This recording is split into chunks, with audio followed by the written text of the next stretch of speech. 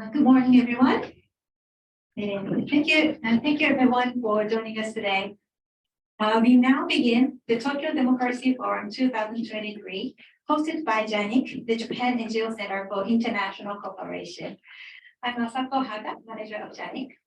And after being held online for the past 2 years, we are very glad that today we welcome many international speakers in person to Tokyo.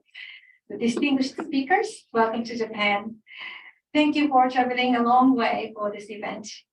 Also, I would like to recognize the presence of Mr. Wilson Lee of NED, National Endowment for Democracy. NED is the organization that financially supports this project. Thank you so much for your attendance, Wilson. Now, let us begin the program. First of all, Mr. Aoi Horiuchi, Senior Advocacy Officer of JANIC, will provide a brief overview of today's event. Mr. Horiuchi, please. Good morning. Namaste. 안녕하세요. And all the languages. Again, my name is Aoi Horiuchi. I'm a Senior Advocacy Officer of Japan International Corporations. And tomorrow and on Friday, we're going to host the C7 Summit. And this is the kind of a side event to the C7 Summit. And I really welcome your participation today. So, as you know, that today is the Tokyo Democracy Forum because you are in Tokyo and you're working on democracy, and we talk with each other. I'd like to briefly explain about today's program and also what that Tokyo Democracy and also our project on DDCSA, which is Defending Democracy and Civic Space in Asia.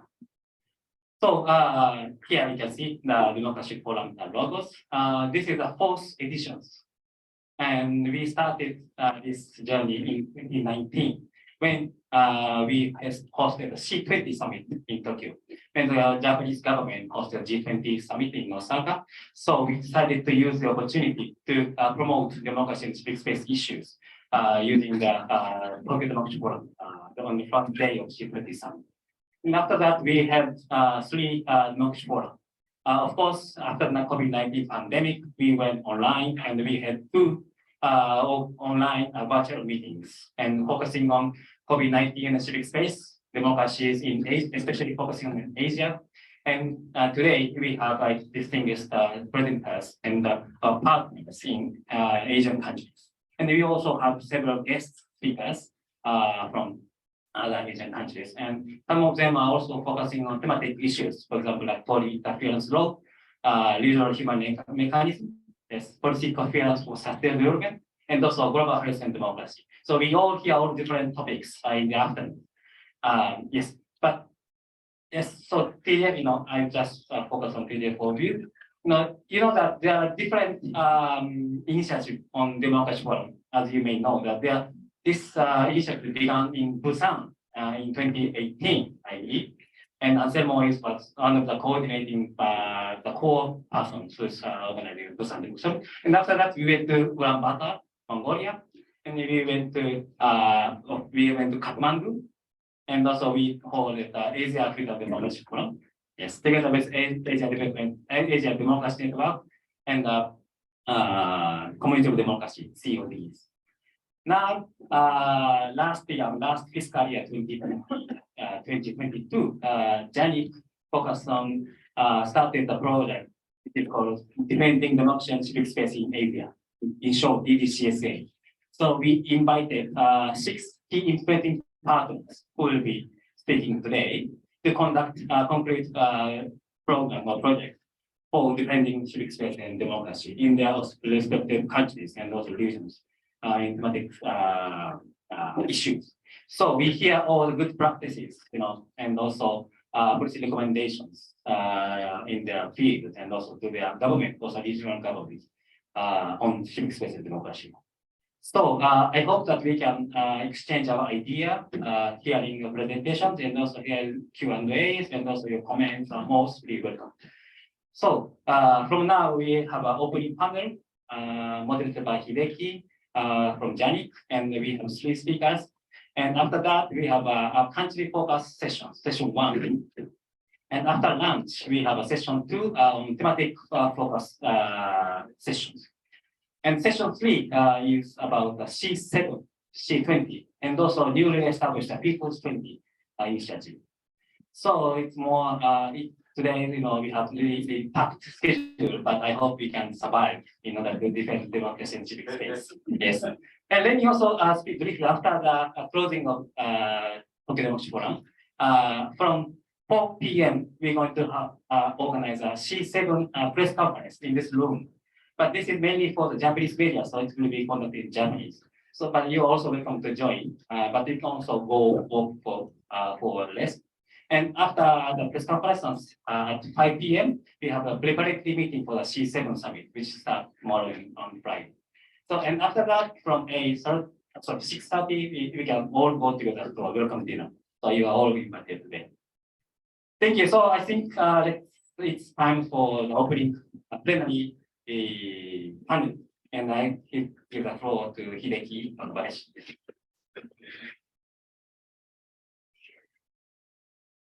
Thank you very much. Can you hear? Yes, I think so. Yes. My name is Hideki Wakabayashi. I'm right now board member of JANIC and director of newly founded think tank department, Think Law.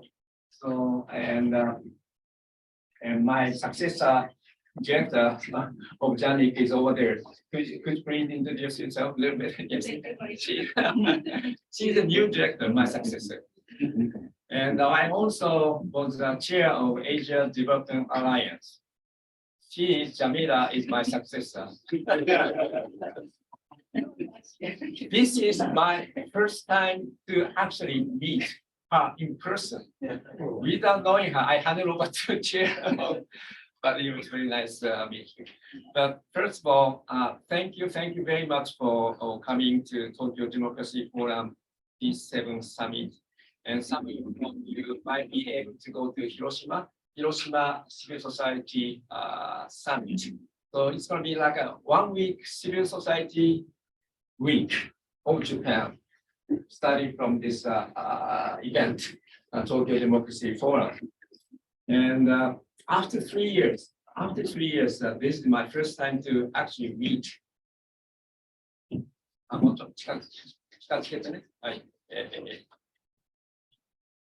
After 3 years, it's been a long time. And finally, I'm very pleased to be able to meet you in person, actually.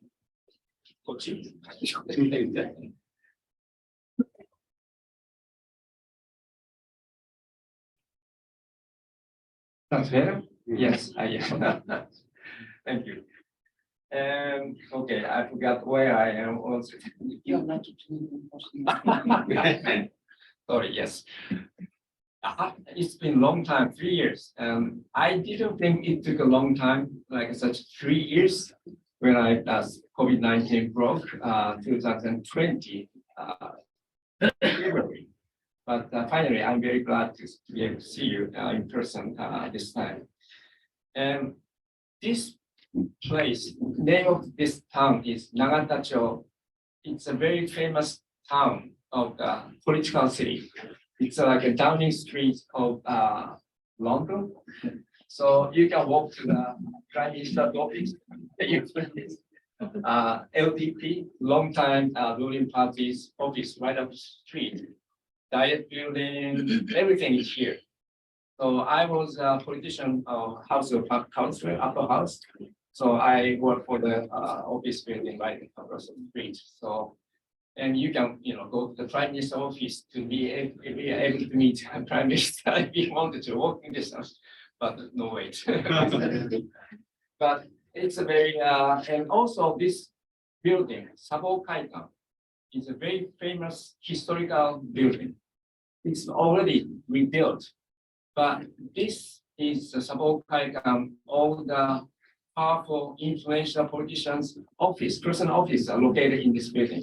So this building has been televised by media all the time when I was little. And most famous Prime Minister Tanaka Kakue and Nakasone Yasuhiro, all the personal office is here. So you're visiting very historical place, but all rebuilt. But only rich politician can have a personal office here in because most of the parliamentary office is over there at the building. So, but still, they like to have a personal office in a Sabo-Kaigan. It's a very symbolic symbol of the rich influential politician here in the Sabo-Kaigan. But thank you very much again that first TDF, like police explained, that it was held 2019. April, is that April? Police Yes. April, okay. So 4 years from the first TDF attached to the C20 summit, then this one is attached to the C7 summit. So it's been a little bit scaled down, but I hope that you're gonna enjoy this Tokyo Democracy Forum, which is kind of tone setting of this 4 days meeting, C7 summit and Tokyo civil society summit. So I hope that you'll be enjoying. And for 4 years, I think I have seen so many drastic changes in the environment, shrinking civic space, crisis of democracy, COVID-19 pandemics. Also, the number of Australian government has been increasing. Some territorial invasion is happening in Europe, and climate crisis. So I think those issues has been discussed in this forum also. Then kind of further deeply we'll be discussing in the next 2 days C7 summit later on tomorrow. So first of all, I'd like to introduce 3 panelists. And first person is Ms. Jamila Asanova, Asia Development Alliance Chair. And she is also ARGO, that's name is ARGO ARGO, CEO. And second person is Anselmo Lee. He is wearing many hats. I think this time Only it's one. Society Partnership for Sustainable Development, so-called APSD, correct? Okay. And she is also advisor to the Asia Development Alliance at the moment. Then last one is Mr. Narayan Adhikari. Is that okay? Yeah. Okay. He is CEO of the Country Accountability Lab from Nepal. So these 3 speakers will be speaking about the issues which will be discussed in this event today. And you'll be given maybe 10 minutes each. And if you would like to extend a little bit of time, we have plenty of time. And first of all, I'd like to ask Jamila to give a speech, opening panel. Thank you. Can you hear me? Is it working?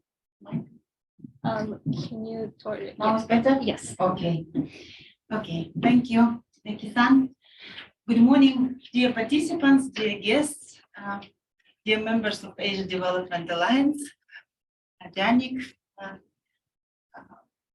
Konnichiwa. It's my Yes. first time in Tokyo, but I learned this word. Yes. So, konnichiwa. I'm very happy to be here in person. That's actually, Hideki-san, you're right, that we didn't see to each other for a long time, more than 3 years, actually. So, and joining fourth Tokyo Democracy Forum, actually, is very fact about that Asia Development Alliance has been one of the co-organizers of this important forum since its inception in 2019. So it's very traditional for us and very important for our association to be here in Tokyo.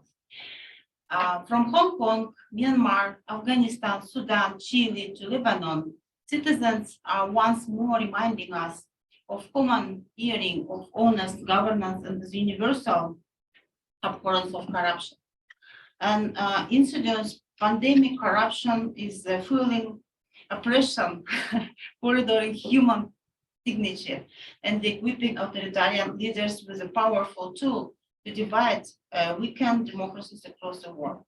So I'm starting my speech from such kind of the issues because actually shrinking of civic space is still actually a very tough issue in our region, unfortunately in Asia. So we need to be reminded that the task of reinforcing of resilience of global democracies is not a Western project. However, in fact, the center of gravity in these systems, competition between democracy and authoritarianism maybe our Asia Pacific region, which is home to the world's largest and most economically dynamic democracy. Perhaps as a result of a relatively young population, the region is changing rapidly. We can say that more than 50% of the world's millennial population lives in Asia. Today, worldwide democracy is under pressure. The slow but steady erosion of democracy in many places in the last decade seems to be accelerating since the outbreak of the corona pandemic. As the political leaders seize powers to fight the virus, worries grow if they will give us accurate power legally once of the crisis eventually subsidized. In addition, the uneven performance to many democracies in fighting the pandemic question about the superiority of a political system and if authoritarian governments do a better job in handling of these other mega challenges than democratic governance. Yet Asia's relations with democratic governance is complicated. The region is the crucial importance for the future of democracy and its global consensus with autocracy and the 21st century. So I would say that the region is not immune for the imposition of authoritarian populism and other liberal threats to democracy. Yet it provides both major examples of democratic regression and the failure, as well as inspiring stories of democratic resilience and revival. We would say actually some of our recommendations to bring back to the good governance and democracy are shifting paradigm to the innovative mechanisms. So we say that the innovation should be integrated into the democratic issues. There are 5 recommendations which we can propose. The first is democratic innovation should put citizens and their needs at the center. Recent years have seen the proliferation of democratic innovation, such as participatory budgeting across the globe. I think my colleague from Accountability Lab will tell about this later, but we are proposing to put this recommendation in one of the results of Tokyo Democracy Forum.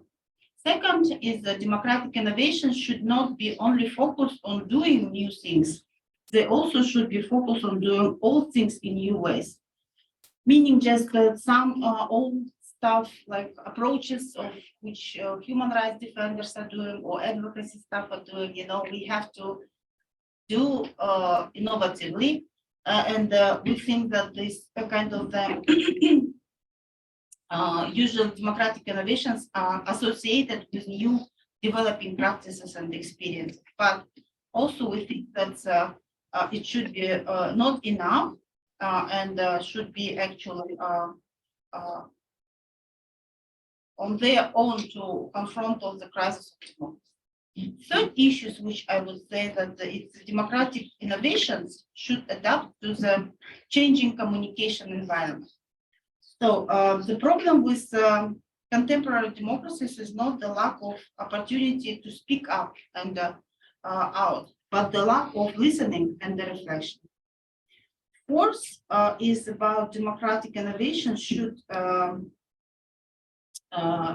cater for everyone, not only for some people. This means learning and looking to solutions from the global south, not just the problems. The fifth would be fifth recommendations would be actually draw on the lessons learned from the social movement. And a few words about Asia Development Alliance. It's actually innovative regional network empowering civil society for effective social change. And over 30 countries are members of the CSO platform. And more than 10,000 organizations are covered actually by the network. We have 3 strategic priorities, which is capacity building, advocacy for national implementation of 2030 UN agenda. And the third one is resource mobilization. So it's just as Hideki-san is asking me to be shorter. No. But thanks a lot again for JANIC for organizing such a very important event, and for whole team. I would like to say success, and just over the next few years, the very important events in Japan. Arigato. Thank you very much, Jamila. And I think this is your first time to visit Japan and first appearance as the chair of ADA. And I still remember that a couple of years ago that some very good restriction on the civil society, some crackdown on streets in Kazakhstan. So political situation is now stable. Yeah, thank you for this question. Actually, it's still stabilized, but still actually recently constitutional reforms happening when there are some power actually extended from the presidential power to the parliamentarian issues. So, and I think that but the region, like the Central region, we joined the Asian Development Alliance 3 years before in it was in Mongolia, I think.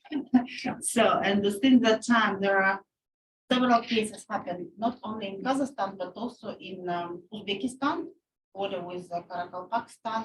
Actually, so, and the shrinking of civic spaces related with legislation of foreign agents, which is coming from actually Russia. And since recently it's passed through Georgia also, where when we have also streets fightings and so on, the region is still needs to get more attention on the actually related with the question of democracy and beyond.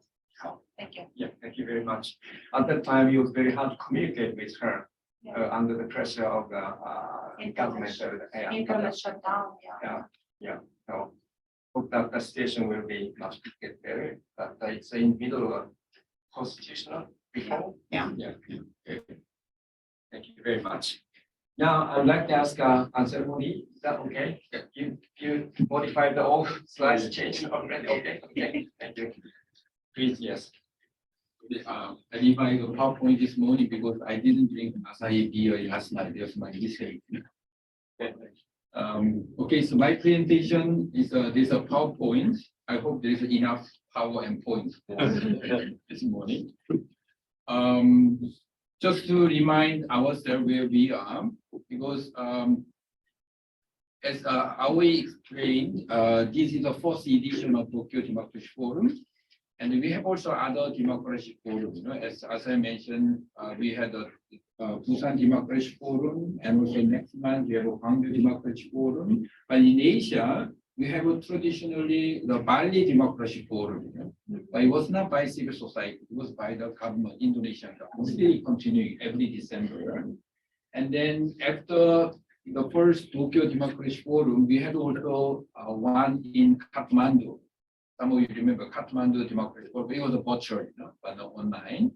And then before Tokyo, we have Ulaanbaatar. So this was the part of the Asian effort, the collaborative effort to promote democracy among civil society. So I'm very happy to see this Tokyo Democracy Forum continues, survive this COVID, and also okay. So this is the contents. Just before we start our discussion all day, I want to show overview of the democracy and also civic space, and also the 10 recommendations we made, the last year, whether they are still relevant today. And then last night, without drinking acai beer, I had a very interesting time with the ChatGPT. This day ChatGPT. So I have several questions. What are the threats to democracy in Asia? And also what are major threats to civic space in Asia and opportunities, strategies. Very surprisingly, 90% of opinion from ChatGPT I agree. It's more or less. That's why I introduced to you. And we can use the ChatGPT for our strategic advisor. Okay, next. So there are many the democracy index and reports. The famous one was the Economist. The Economist is very conservative newspaper UK. And this one is International IDEA, International Democracy Electoral System, which is an intergovernmental organization. And according to last year's report, Global State of Democracy, there is a big map. And there are only the 6% full democracy. They have 4 categories: full democracy, flow democracy, hybrid, authoritarian. Full democracy only less than 7%. And then authoritarian was 37, hybrid 17, and flow democracy and then 28. But Asia is really colorful. So more or less Europe, green, North America, South America, Africa. But Asia, we have a few, only one, I think the full democracy. And then flow democracy, we have Japan, South Korea, Australia, New Zealand. And then all the continental Asia is a red, that means authoritarian. And then some Southeast, and including also Central Asia. But South Asia, Southeast Asia, more flow democracy or hybrid democracy. That's what we are. Very diverse here. So that means the challenge we are facing also really diverse in Asia compared to Europe, Africa, and Latin America. The next, please. The next one, this is the definition of democracy. Always, whenever we discuss democracy, always the definition is the big, because democracy context is constant in practice. So according to this idea, we have a democracy, and then the representative government, participatory, fundamental rights, and check and balance, and impartial administration like a judiciary, and then participatory engagement system. These are the 5 components. Using this one, and then they categorize 4. Next, please. And this one is a famous economist one. So more or less same. They also had a full democracy, flow, the hybrid, authoritarian, more same as the international idea. And the next one, please. Next one is a civic space. As you know, the civic space monitor is a collaborative project by Civicus with many partners, including ADN and Forum Asia and others in Asia. They monitor and then they put all the data together, and then let's see the result last year. Next slide, please. Okay, this is color, very similar, the democracy and civic space. Asia again, very, very, very colorful. The next.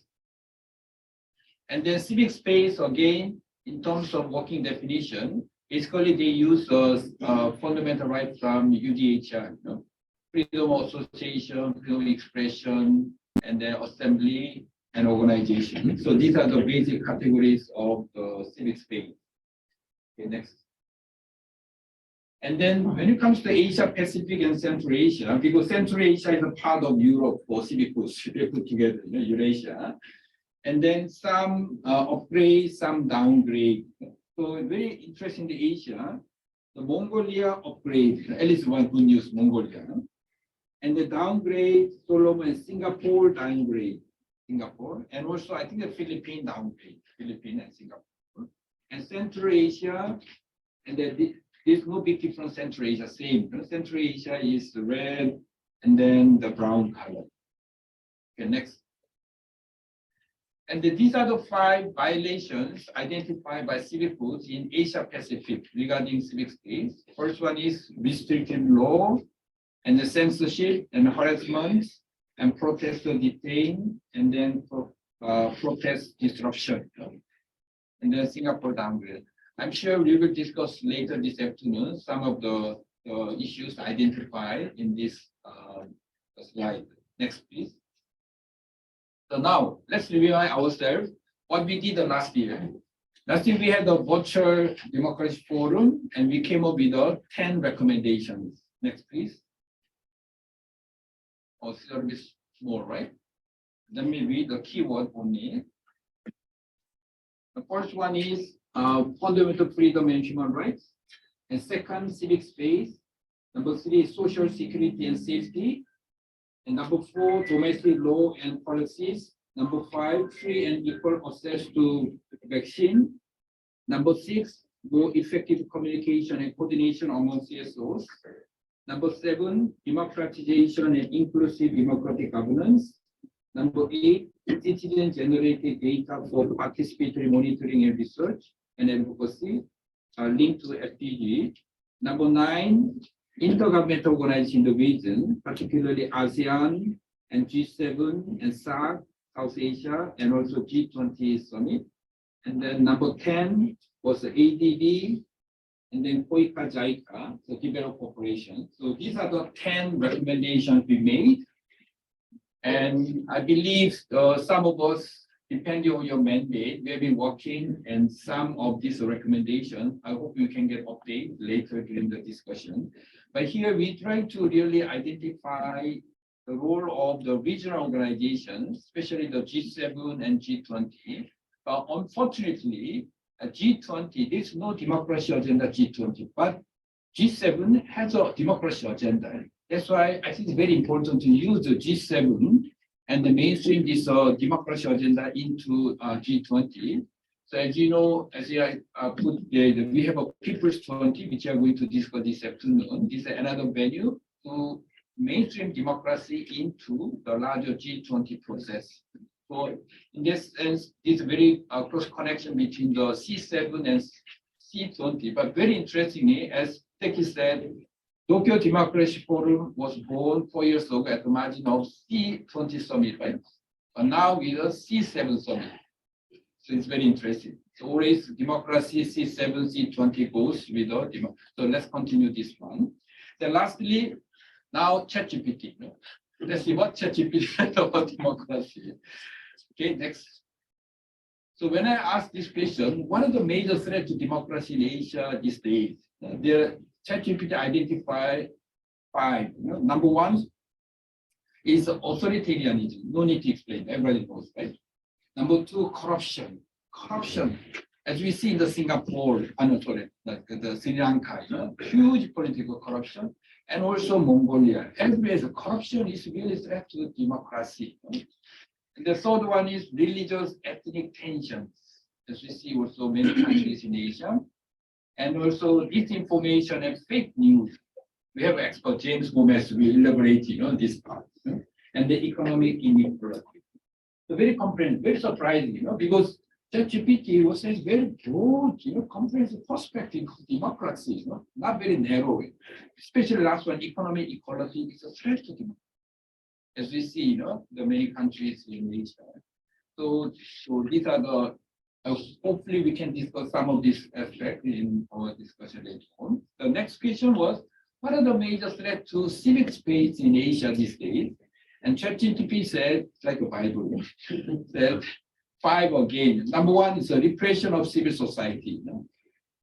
And also, when I ask what kind of democracy, and the ChatGPT said there are 2 types of democracy in Asia. One is authoritarian democracy. The other one is illiberal democracy. So very interesting. Very smart. He used a very academic concept.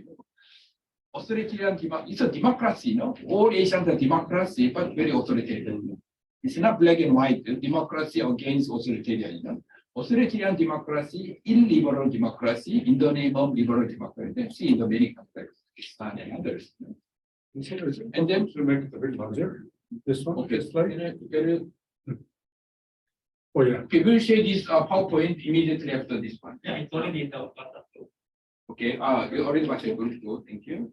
And the restriction of our freedom of expression, as pointed out by Civicus, and internet censorship and surveillance. This is the real big challenge. Internet. We use internet for solidarity, our campaign, but at the same time, authoritarian government use internet for surveillance. This is a big challenge. And the harassment and violence against journalists, as pointed out by Civicus, and also discrimination against marginal groups. So these are the 5 major threats to civic space in Asia today. And lastly, I asked one last question. What about opportunities and strategies? So maybe we can discuss this one. This is a very general the recommendation. Number one is the building alliances and policy. That's what we are doing here, right? Tokyo Democracy Forum, all from different countries. Engage with the media, the both traditional media and then the SNS, and then advocating for legal reform and mobilizing public opinion. And lastly, supporting grassroots movements. So, okay, role of civil society, we are intermediary. Of course, some of us, we are directly involved with the issues, but intermediary means supporting those who are really struggling for their freedom and their rights on the ground. How we as a civil society, alliance of ADA and ADN, Development Alliance, ADN, and also APSD, how we can support really people's movement. So this is the last recommendation from the ChatGPT, which I agree very much. So I want to highlight once again the Tokyo Democracy Forum. Very interestingly, we are not traditional democracy advocates because ADA is Asia Development Alliance. Basically, we are engaging sustainable SDGs. Because we believe without democracy, we cannot achieve sustainable development cannot be sustainable. That's why other stress very much SC16, just and peace, inclusive institution. So I think our role, although we are not mainstream the traditional democracy advocate or human rights, I think our contribution can be how to link SDG. Because one of the threats to democracy was the economic inequality, which is one of the key issues in SDG. And that way, I think we need to work more the interlinkage between the SDG and democracy and in terms of civic space. So this is also in line with the recommendations from ChatGPT. So I hope this presentation is useful for the discussion. Thank you for attention.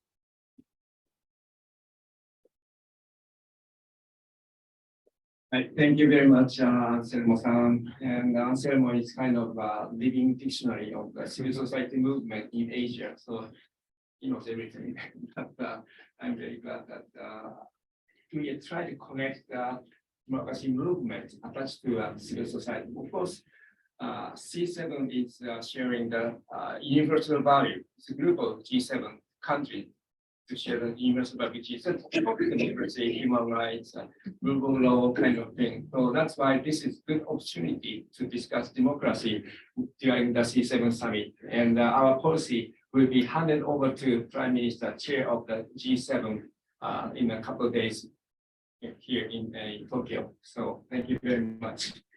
And now I'd like to ask Narayan-san, Abdul Hikari, is that okay? So I can't be loud, please, your turn. Thank you very much. You go ahead. Thank you. Am I audible? Yes. Thank you so much. Thank you, Hilary. And the last speaker is always nice and challenging. So I try not to repeat, but I would say that both of the speakers have already mentioned really important points, which I think is our common agenda today and tomorrow and going forward when it comes about advocating with G7 and G20 countries. Thank you for organizing this event and giving me this opportunity to share my perspectives on what I think and based on my experience working around democracy, governance, and accountability. I also serve as a international coordinator for the C7 Open Society, Open and Resilient Society working groups. I have been engaging on C20 anti-corruption working group along with my colleague, and also with the Open Government Partnership in past years. And I clearly see that there's a strong linkage and importance to really build the linkage between this process, the G7 and C20, because there's a lot of things that we have discussed in C20 and here are very similar. So we have a common agenda.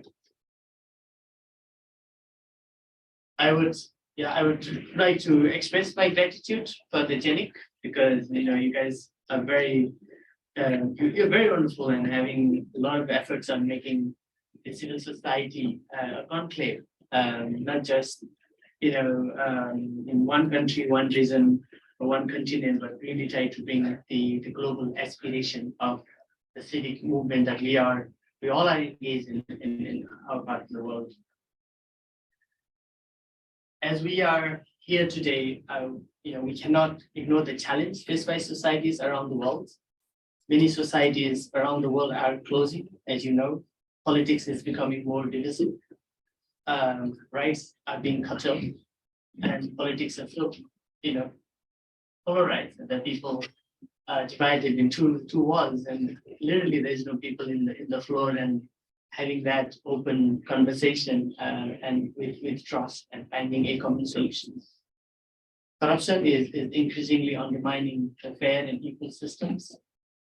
Malign influences from states and other actors is undermining citizen trust in their governments. We can imagine how this autocratic, the authoritarian countries are influencing the finance to really, capture the domestic countries and lead into debt traps. And I also agree, Elson, what you mentioned about the different indicators, and there's another similar indicators about the varieties of democracies. It clearly indicates that the global trends of democracies, backsliding. And there are many indicators, but all of them are in a very similar stream. I think this also shows that the democracy is declining, and then it's also give us an opportunity and hope that people like us, can work hard and really build that courage to work to renew our democracy. And democracy, I also agree with you. It's not easy to define, and it's always not a nice thing to glamorize. And democracy is not just a good constitution or better laws, but it's also a practice that makes everyone's life better. In Bangladesh, the security acts, they're using as a weapon to control freedom of expression, the freedom of media and all. Recently, for example, they arrested a journalist just because he posted a picture of a boy, explaining his poverty. This is how the government is now trying to control media. And when there's no media, there's no freedom. And when there's no freedom, we cannot imagine the civic space that we all are aspiring for. And there are other weapons that we all are facing. How beautiful to call it the election. The so-called election can be a repressive tool. And it's not always about election. It's really about getting the right people in the right chair of legislators. If election becomes just a ladder for many cronies to enter into government or to become parliamentarians or to sustain kleptocrats' power and linkages to politics, this will threaten our democracy.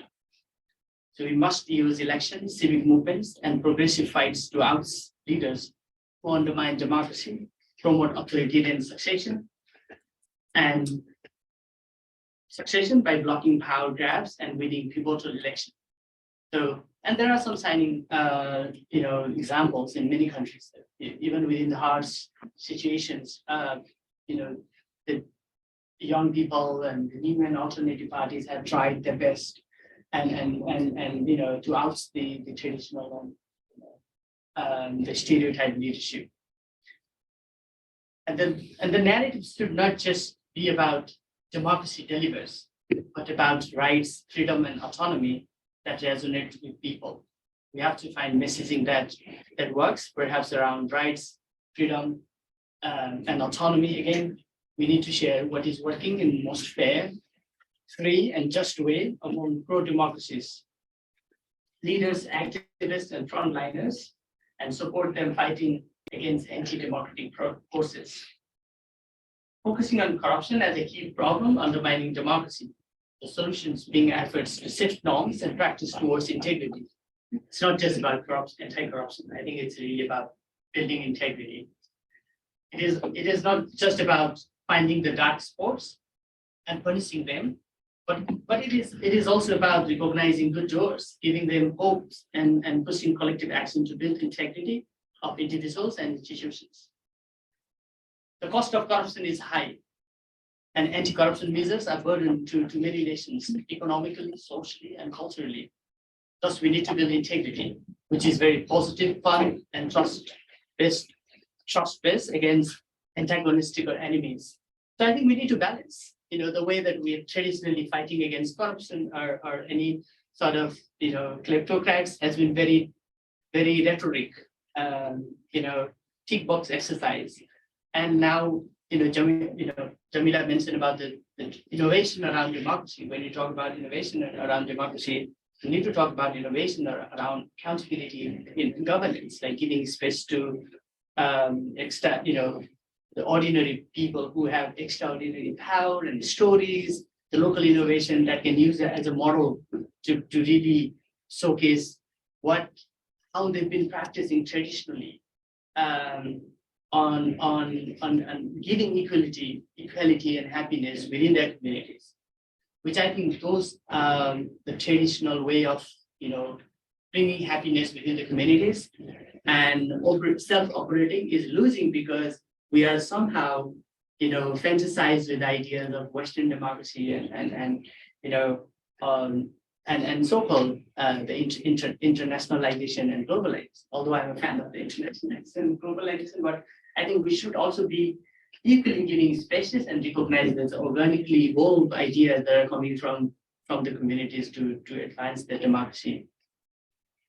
And with all these measures and bad news about corruption, kleptocracy, we need to promote politics of hope, combat apathy, and divisive politics and polarization.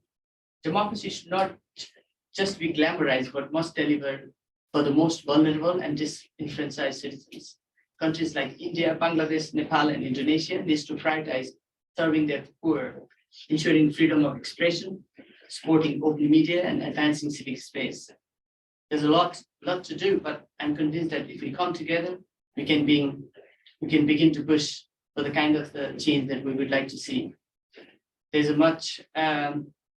there's one thing that we always discuss about when you talk about fighting corruption or building governance and accountability, and we recognize that the kleptocrats are so well organized. They're very smart. They're very functional. But the way that we as a civil society internationally and domestically organize ourselves are relatively weaker. We have we have weaker connections. To disjoint the strong ecosystem of corruptions, we need to glue our partnership based on trust and hope. And I think this is also a challenge for the civil society around the globe. It's not about just demanding our rights and freedom, but it's also about how proactively and collectively and based on trust, we can also build our coalition and make our community stronger. So this year, with the new Statesman on Open and Resilient Society Working Group, we have ensured inclusivity and diverse representation of voices. We must focus on communicating the progress we make and raising awareness about the importance of these issues and the C7 process through narrative buildings.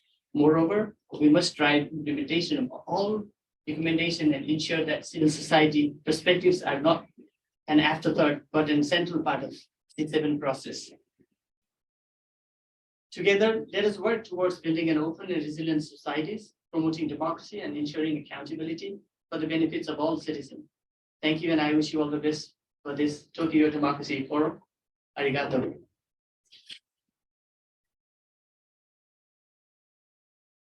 Thank you very much, Narayan-san. I think according to the three speakers in common that we know that the shrinking space democracy is getting worse in Asia. And according to Civicus Monitor, only 3.4% of whole population are living in the free world. And in Asia, open area is only Taiwan. And even Japan, South Korea is narrow. So we have a lot of problems to be overcome, to be changed. So I think this question and issue will be discussed further after this session And I'd like to thank all panelists. Thank you very much.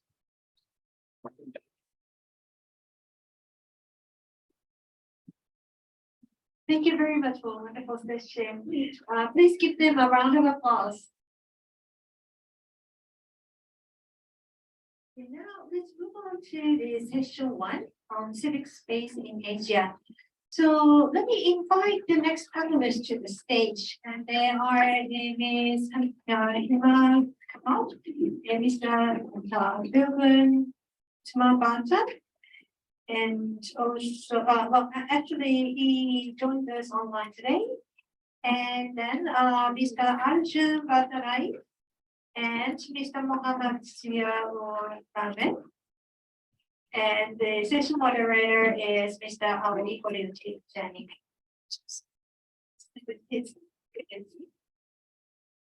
Hi again. So while we wait for speakers to be ready, I'd like to briefly explain about the objective of this session. So this session 1, civic space in Asia, we invite 4 speakers from India, Mongolia, Nepal, and Pakistan. And we see only 3 speakers in front.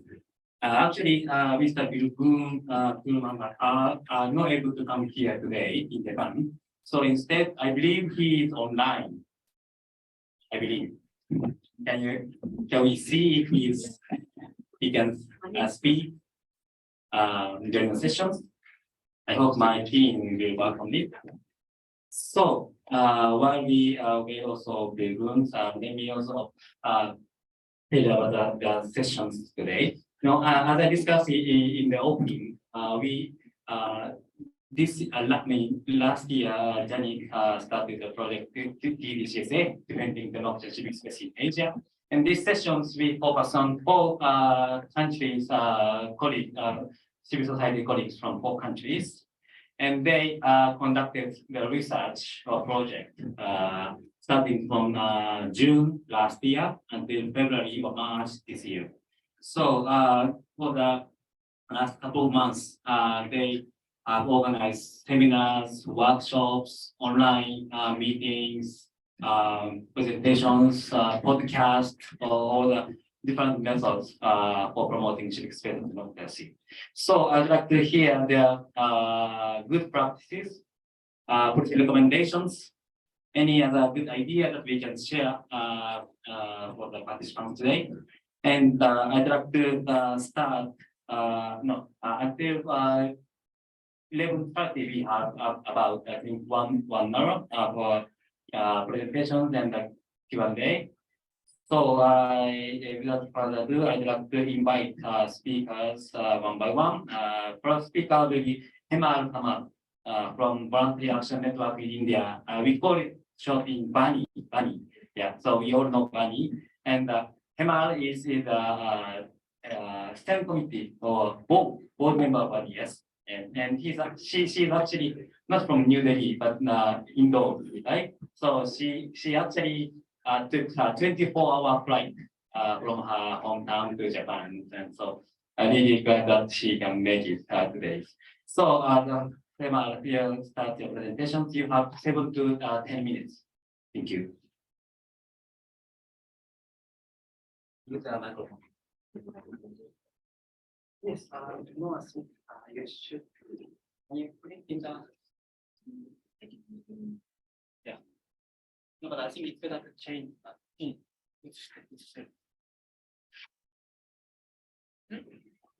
So I think.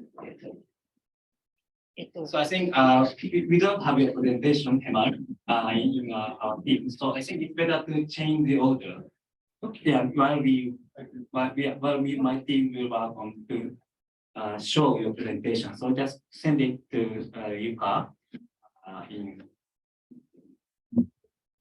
So okay. So while we for the technical issues, I think I'd like to invite Arjun from NGO Federation of Nepal. He's a executive director of umbrella organization, Secretary General of NGO Federation of Nepal. It's an umbrella organization of Nepal NGOs, Nepalese NGOs. we've been working together for several years. So I'd like to hear your project on DDCSA first. So Arjun, you have the floor for 7 to 10 minutes. Thank you. Thank you. Good morning. Namaste. This is Arjun, and I represent National Umbrella, as I said. Thank you, I thank you, Tiki-san. Thank you, JANIC, and all team, and Think Lobby also, new initiative. Thank you very much for inviting me. And yeah, I'm going to share, I think my presentation. Yeah, I'm going to share a civic space situation in Nepal. So as I said that it's based on the result. So my presentation around 7 to 10 minutes. So if I go over, then you need to. So my presentation content. Can you go the next slide? Okay. I am sharing the methodology of the study and basic about the global civic space startup and understanding civil society in Nepal, and also the existing laws and policies. And also I'm sharing some database how civil society contributing in Nepal, and also the of course the civil space situation in Nepal and some policy recommendations. Within that framework, so I'm going to share my presentation. Next slide, please. Okay.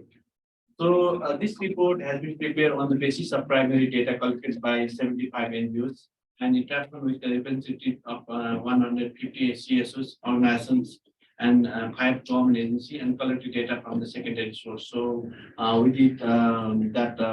My presentation also based on that, database. Next slide, please. Okay. So as already we got some information where we are living, like now in of course only around 3.2% or 3.4%. So database in like sometimes difference, but I think that 2.3% is reducing now in the globe. So in Nepal now, in like our situation is still obstructed, so it means not good situation. So hopefully we'll go in a better situation. But before it was narrow, and now we are in the obstructed situation. So we have many obstacles to organizing. Next slide. Okay, so understanding of civil society in Nepal, actually, like we have like different type of organizations. We have NGOs and many NGOs in Nepal, and we are a faith-based organizations, and we are community associations. We have a foundation, trade union, and civil. That means the civil society. If you understand the civil society, the product and the society, and of course there is a state, market, and family. But sometimes there's only the government officials, the politicians, they think NGO only civil society. But we as the Nepal now we recognize that all organizations are the civil society, not only the NGO. So but the problem that we have like different laws and policies. So depending on the registration process and other English to like the definition of civil society is also the variance. Next slide. Okay, so we have like a couple of these policies or laws to register the civil society. One is the Association Registration Act 1977, which is the major NGO register, and like there's NGO governs by that by this act. And we have like Social Welfare Act. It's a 1992, and it is especially when the funding received by the NGO, and we have to go like within that. We have to follow that law. And we have a National Directive Act 1961. It is normally is like register the umbrella organization like NGO Federation, Donors Association, or Bar Association. So many and the umbrella organization register under that act. And we have the Company Act, also the now is the non-profit making company register under that act, the 2006, and also the governed by different type of like civil society activism also under that it is company, but working as a civil society. And we have the Forest Act in 1992, and many forest association organizations also are registered under that act, and it's all types of civil society movement also in Nepal. And we have a Cooperative Act 1991. Also, the many cooperative movements very strong in Nepal and registered under that act. And also we have Poverty Elevation Fund Act 2006. Actually, it is not active now, but it was before active, and they also make network and working like as a civil society. So those are the existing laws and policy like civil society register under that policies. Next slide, please. Okay, so this is a number of NGOs and around 50,000 NGO registered under the Social Welfare Council. But why I'm showing this data actually after 1990 NGO registration number is very high. But however there is only the record of the registration. So people sometimes very confusing of the number of the NGO and no database NGO collapse or they stop working. So there is no any data. So I think we're requesting the government at least they need to maintain the database and need to show the how many NGO actually actively engaging in society movement. In our database at NGO Federation umbrella, we have 6,700 NGO working in as our members and they are active. And around 600 NGO receiving the foreign funding. But so sometimes the international communities or donors or politicians, they claim over 50,000 NGO what you are doing in Nepal. But that is not true because the NGO already registered. As I said that the many laws they register and then they sometimes they stop because even the user association they register as NGOs and they stop their working, but they still continue counting the number. So that is the situation. Next slide, please. This is the contribution of NGO made by actually during the COVID-19, and then it's a huge funding, and not only the funding, the volunteer mobilization. This is isolation kit or other types even the oxygen plant established by the NGO. So in Nepal, it's a big contribution of the NGO population, around 5% to the GDP to NGO community contributing from different ways. So that is the unique, and at least the government also recognized that we work during COVID-19 era. Even not only the financial contribution, volunteers also we work together with National Human Rights Commission to monitor the human rights situation during the COVID-19. So that is the fact NGO contribution very recognized by the peoples and the society. Next slide. This is the contribution made by during the earthquake. After earthquake, we organize this research and about how much contribution during the after earthquake, and then larger contribution made by the NGO community. So now if you see the not only the the orientation or workshop we contribution there's house construction, education, nutrition, communication, food and security, wash, and many more. So I think it's a very important role playing by the Nepalese society. Next slide, please. This is the recent data about the incident that number of incidents in 1 year about the civil society, what is the situation. There is most in the political issue 457 incident because of the political situation, and the gender-based violence is that more still continue in Nepal. Even we have the data set and the data by the monitor. So I think there's other types of the governance issue also, and the personal issue, and the many issue in Nepal facing challenge. And one is the law and order violence in the one. So I think law and order situation is good, but however the other types of violence increase. And the different type of incident, if you see the the form of the incident, the number of non-violent protest is 341, and vandalism 74, and an attack in 551. So that is the more numbers increasing the attack, different type of attacks, and the class different type of demonstration and other issues. So that is the form of the incidents. Next slide. Okay, this is the major civil society and civic space issues in Nepal. After conducting our data and discussing the civil society and organizing different type of interaction and dialogue. Now the major issue is the VAT and tax. The first civil society getting paid by the Indian Revenue Office of the the government revenue and tax office, and the second is the renew. And the third is the funding sources. And then now with the funding sources, after the COVID-19, the funding sources, decreasing, and then the civil society starting their work. And the fourth is the poverty and property handling. It means like civil society not allowed to, sell their property now because they are, government, stopping to, sell property like, any house or land or other, properties. And so that we got them from the also like your database, and when we interact with the civil society, we are also the major code, trade for the civil society in Nepal. Next slide. This is the civic space violators, and we ask who are the major violators. And now with the Indian department, it means like the tax office, like always sending the letters and asking money from different sources. So that is the first the violator of the civil society in Nepal, and also the district administration office where civil society registered.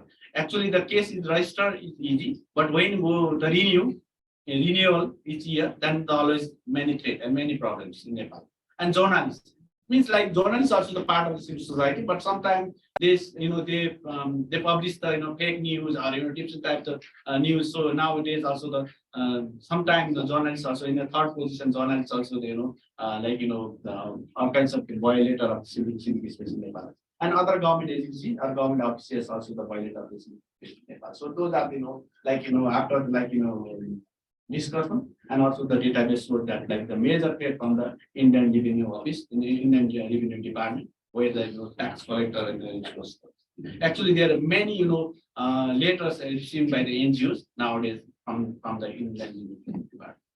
Next slide. This is the just concern of after 2013 tax office they're making different types of policies. So that is the issue I already said. So over if you like 15 USD dollars, so you have to go the VAT system. So it is like when you buy something, you have to go to the VAT system. So that and this next slide, please. Okay. This all issue about the VAT. So now I don't go to explain. So NGO now what 300 NGO register on the VAT, but all other NGO register under the permanent account systems. But all NGO now getting challenge and some issue on the VAT and taxes. Next slide. Then multiple provision for the NGO in Nepal. So there is a as I said that because of the multiple provision of the registration or renew, so you need to inform the government officials. So we have facing a lot of challenges. So those are multiple challenges and multiple registration process. So as I already said that because of we have now 3-layer government, but law and policy not changes. So it's a difficulty civil society or NGO in working as a legal provision. And we are different type of activism where engaging we are hand over the position paper, and we are from the national leading task force and all working in a collective and by this project, and also as an NFN we are engaging the different type of protesting or demonstrating for the civic space. Next slide. This is the pictures where we are engaging the different government officials. We are enabling our position on for the civic space. So next slide. Okay, so I am to read this major policy recommendation. We have to separate the integrated umbrella act should be formally at a federal level through the consultation with the stakeholder as well as with the provincial and local governments. So there should be an umbrella act. Our demand. And second, policy and regulation should prepare under concept of one-door policy and digital governance. So it's very important to utilize the digital governance. And governance procurement regulation require amendment and as per demand of the NGO and international practice for non-profit making organizations. So it should be change laws and policy from the actual finance ministry regulation because we are demanding with the new finance minister and engaging for that. And the auditing and monitoring and evaluation system should be reviewed and applied with the standard procedure under the principle of transparency and accountability. And create enabling environment for to NGO registration, renew resource handling as rights guaranteed by the Constitution, and review all existing law and policy of CSO and NGO to solve multiple challenges in VAT and tax. So I think this is my final slide. Thank you very much for all. Thank you for the great presentations. And we know that he made some researches, and he knows a real number of for example existing violation on human rights or threat to civil society.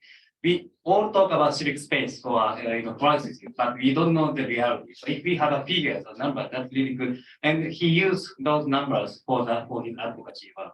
So I think it's a really good practice. And he also made complete recommendation, especially on the VAT, tax issues with regard to civil societies. And I heard that the Nepalese government is not preparing for the national action plan for the business and human rights. So I think he also can involve in these discussions towards the Nepalese government action plans from the civil society point of view. Yeah, thank you, Arjun, for your great presentation. So I believe Hemal's presentation is ready for screening. Yes. So finally, we can hear Hemal. So you have 10 minutes. Thank you. Yeah, so good morning. Yes. Closer to Hello. Yeah, so good morning, everyone. First of all, I introduce myself as I'm a member of governing board member of WANI, but I have my own organization named Concept Sansthan, which is working in Madhya Pradesh, and I'm based in Indore. So this is really great opportunity for me given by JANIC and WANI to represent as WANI representative. So WANI has conducted so many activities and survey during this period. So on behalf of WANI, I'm presenting this presentation. So about WANI, if you are aware about WANI, that they are working towards strengthening the voluntary sector since 1988. And the core values of WANI are justice, dignity, equality, and solidarity. It's a membership-based organization working in entire India, where 632 voting members are a member and 10,000 are indirect organizations. So overreaching strategies are we are convening collectivization, aggregating, and amplifying the voice of the sector through evidence-based research. We can't use word advocacy after this FC rule in India. So we use that advocacy-based research. So the role of WANI is strengthening partnership, articulating and strengthening voice of the sector, building a positive public narrative, and strengthening multi-stakeholder participation, including government, private sector, academics, and media. Knowledge hub, it's a knowledge hub for the sector because there are many organizations. If you heard about India, that more than 3 million organizations are registered under Society Act, but those who are working with the development sector, they are very few. And under FC Act, we have only 30,000 organizations, but there is a different definition for voluntary organization registration. In India, if you are aware that there are different type of organization, like foundation are also working under civil society, and some BCCI like Reliance Foundation and big organizations are also working as a civil society organization. So this is the bigger challenge for people like us, like I'm representing a grassroots level organization. So we are working for development, but it's a big challenge for organizations, those who are working for development. So voluntary organization is working along with the development organization. So it's a WANI is a national network of voluntary organizations who are working for the all the grassroots level organizations. WANI's intervention are focused to strengthen an external and internal enabling environment. To ensure the external enabling environment, WANI conducts evidence-based advocacy, which include regulatory frameworks and resource generation. For strengthening the internal enabling environment, WANI works towards building resilience and promoting accountability, transparency, and compliance through the interactive educational event and information dissemination. WANI works with the government, private sector, bilateral, multilateral, and other stakeholders. We have governing structure and secretariat, like I mentioned that we have governing body. I'm also one of the governing board members. So, and other we have general body. General body is the supreme body comprised of all the voting members of WANI. And we have secretariat where CEO and ex officio member are working.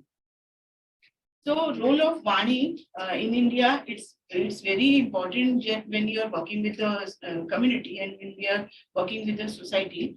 So Vani is doing a great role as voice and amplifier of the voice of the sector. Because when you are working grassroots, like I'm working in at grassroots level, so my voice is not goes up to the policy level people. So Vani is making a bridge between grassroots level organization, CSOs, and government. Between there is a good bridge to create their voice and to amplify the voice of the sector.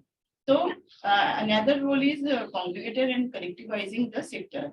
Vani intends to collectivize the sector at two levels: regional, national, regional and national level. It aims to promote leadership, bring together different organizations and bodies, including CSOs, activists, thematic groups, thought and sector leaders, thematic experts, social movement and groups, corporate foundations and institutions. Other role is conveyor.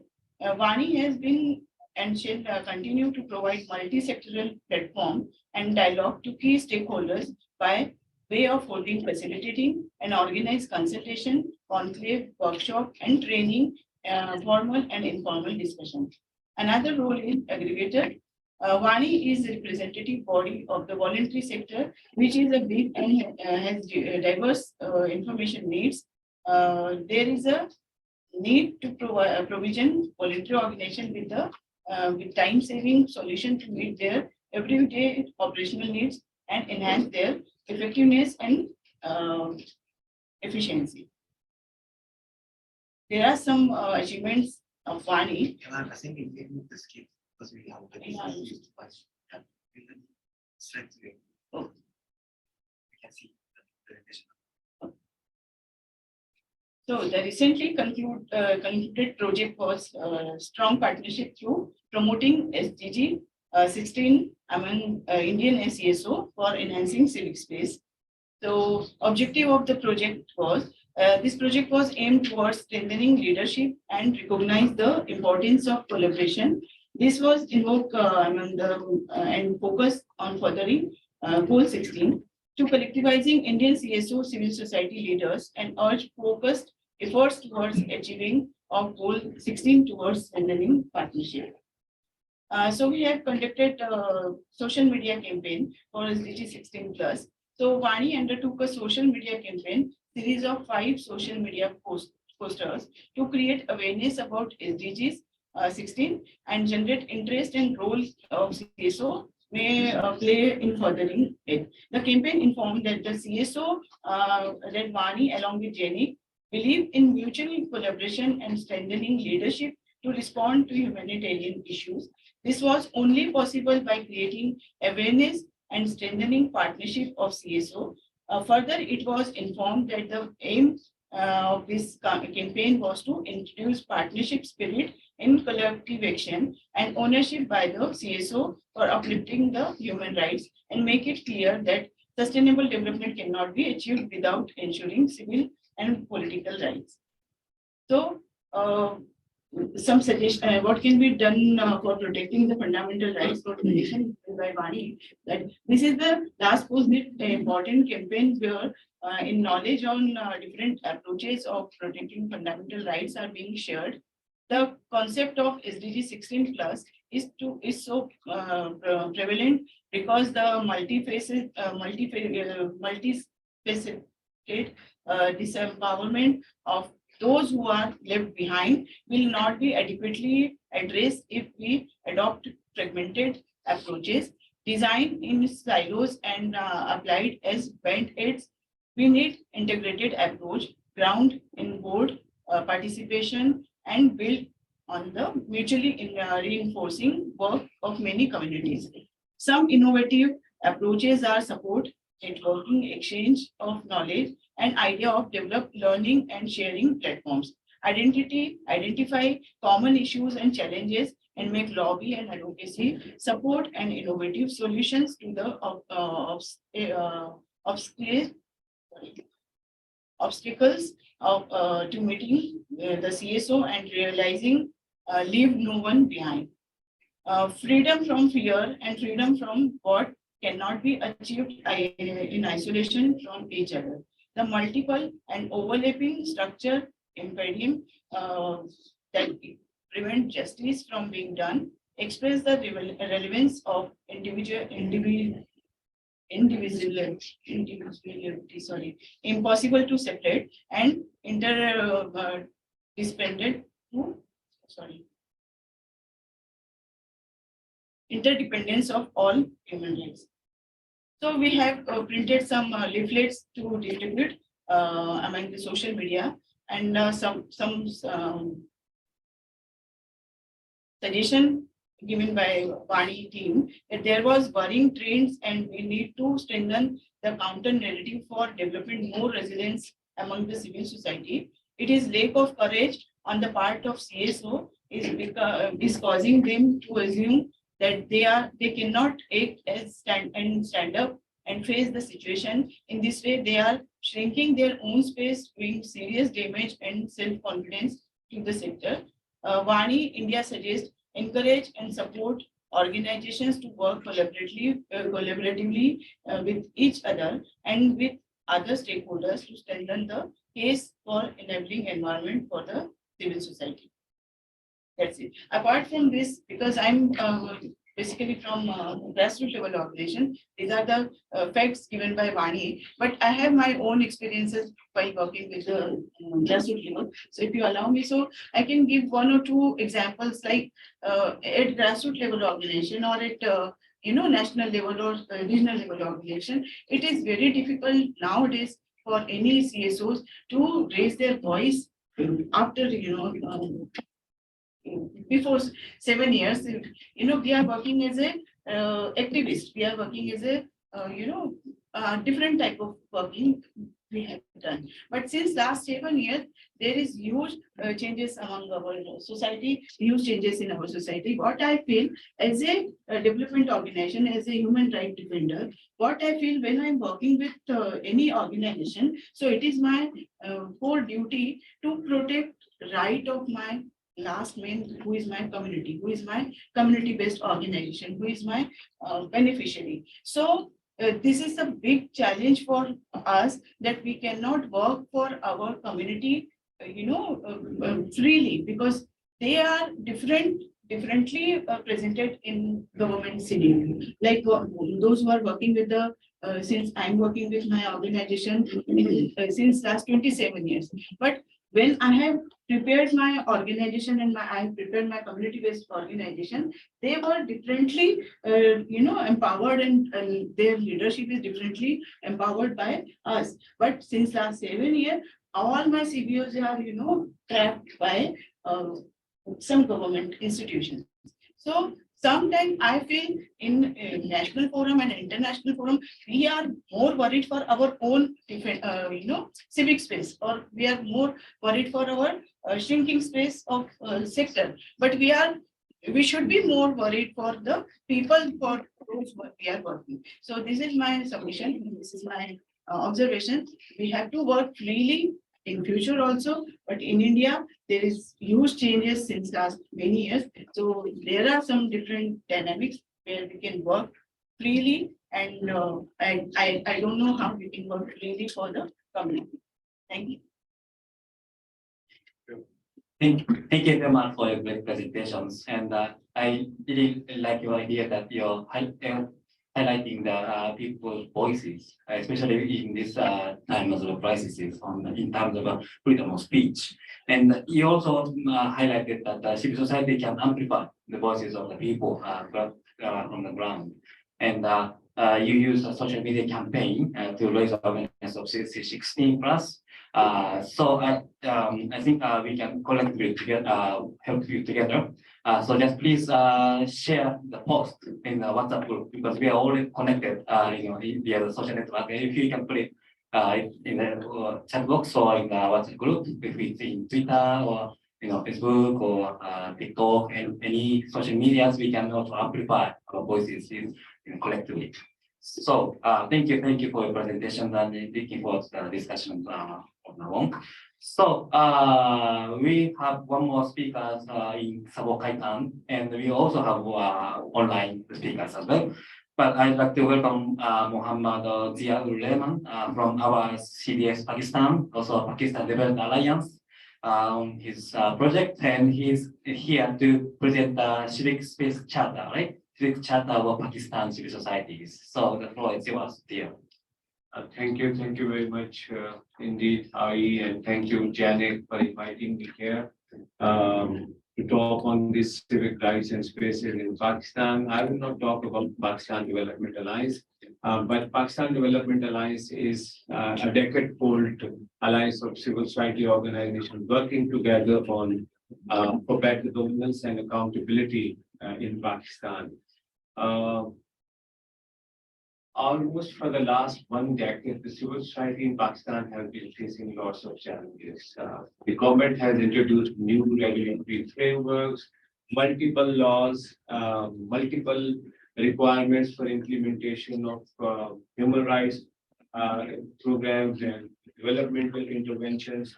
Almost 20,000 civil society organizations were deregistered, including 19 international organizations were forced to leave the country during the last 1 decade.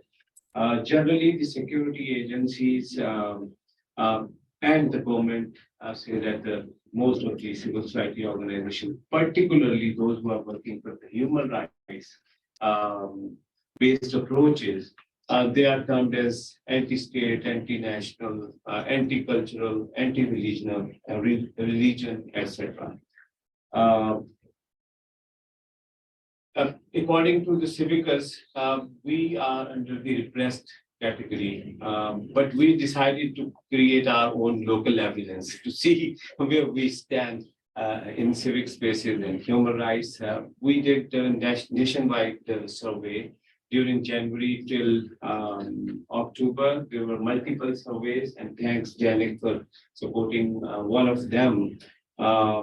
We engaged almost 431 national and subnational civil society organizations who were connected through online surveys. And then we analyzed the findings of the survey, and then we discussed those findings with the informed civil society as well as with the government officials. Almost 14 consultations were held across the country, including parts of Azad Jammu and Kashmir and Gilgit-Baltistan. The consultations were attended by almost 151 government officials as well as 231 civil society leaders from all across the country. I will just share a couple of survey results when it comes to the right to freedom, speech and assembly. Almost 46% people were agreeing that they have restrictions for the freedom of assembly and association as well as expression. I will actually skip most of the. Can you just go to the second graph? Civic spaces and human rights. When we asked from the people, some people, legal status is fragile in your country. More than 50% people say that yes, our legal status is fragile even in our country. And if you can witness, almost 1 million people left the country during the last 1 year. And that was because of the oppression and suppression by the government and the agencies, particularly on freedom of expression, assembly, and speech. When we asked that the law regulating CSOs in your country has become tightened, almost 71% organizations responded, yes, the laws are tightened. Next, freedom of information and dissemination. Most of the journalists and the trade unionists and human rights defenders feel threatened. 60% of them said, yes, we feel threatened. Next, when we asked about the increase in the violence against women and children, 66% civil society organizations responded that yes, the violence against women and children have been increased in the country. Rule of law and justice, almost 51%, almost 52% civil society organizations agree that there are discriminatory laws in place in the country, which are actually curbing rule of law and justice in the country. When we asked about the corruption and illicit flow of funds, almost 54% people disagree with this fact that the government has been using public funds appropriately. So this shows the level of corruption and illicit flow of funds in the country. When we asked about the governance and accountability and meaningful participation by the public, almost 72% people responded that most of the developing countries in the governance and the policies are being actually dominated by the global governance paradigms. So this is a very, very interesting finding. Let me just share with you a couple of others. The NGOs has been restricted to work, for example, geographic locations and using their thematic areas by their choice. Almost 65% NGOs face problems in selecting the geographic locations of their choice and the thematic interventions of their choice. Sufficient protection is not being provided to the human rights sector. Almost 60% of the human rights sector in the country feel threatened. When we ask about the negative consequences, if the human rights sectors and defenders face negative consequences in case they express any different public opinion in the public, almost 64% people say, yes, we feel threatened. Working for the women rights, working for the minority rights, transgender rights in the country is really, really difficult.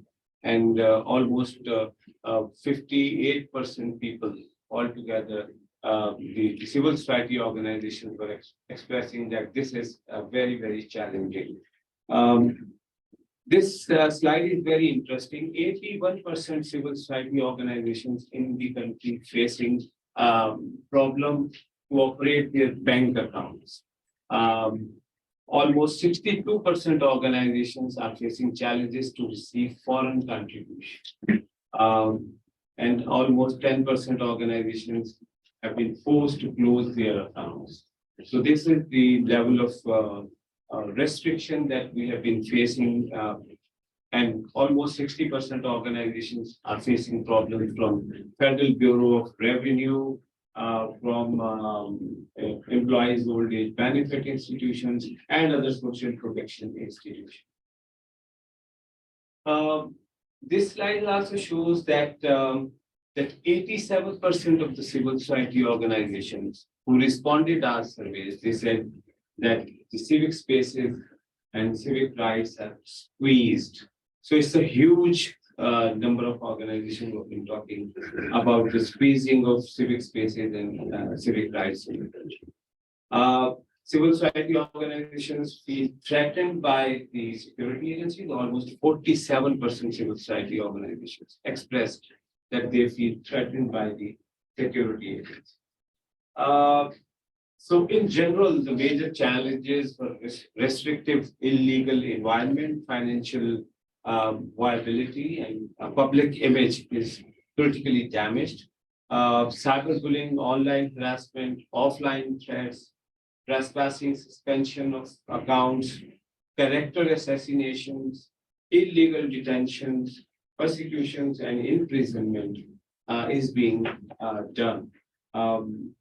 Pakistan Electronic Crime Act 2016 is being used to criminalize and penalize voices of dissent and freedom of expression and speech in the country.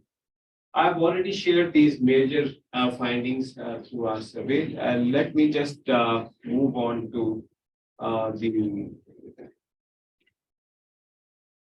recent developments in the country. We do have the National Commission for the Rights of Children, National Commission for Human Rights, National Commission for the Status of Women, but most of these commissions are like less important in a way that most of the members are representing government.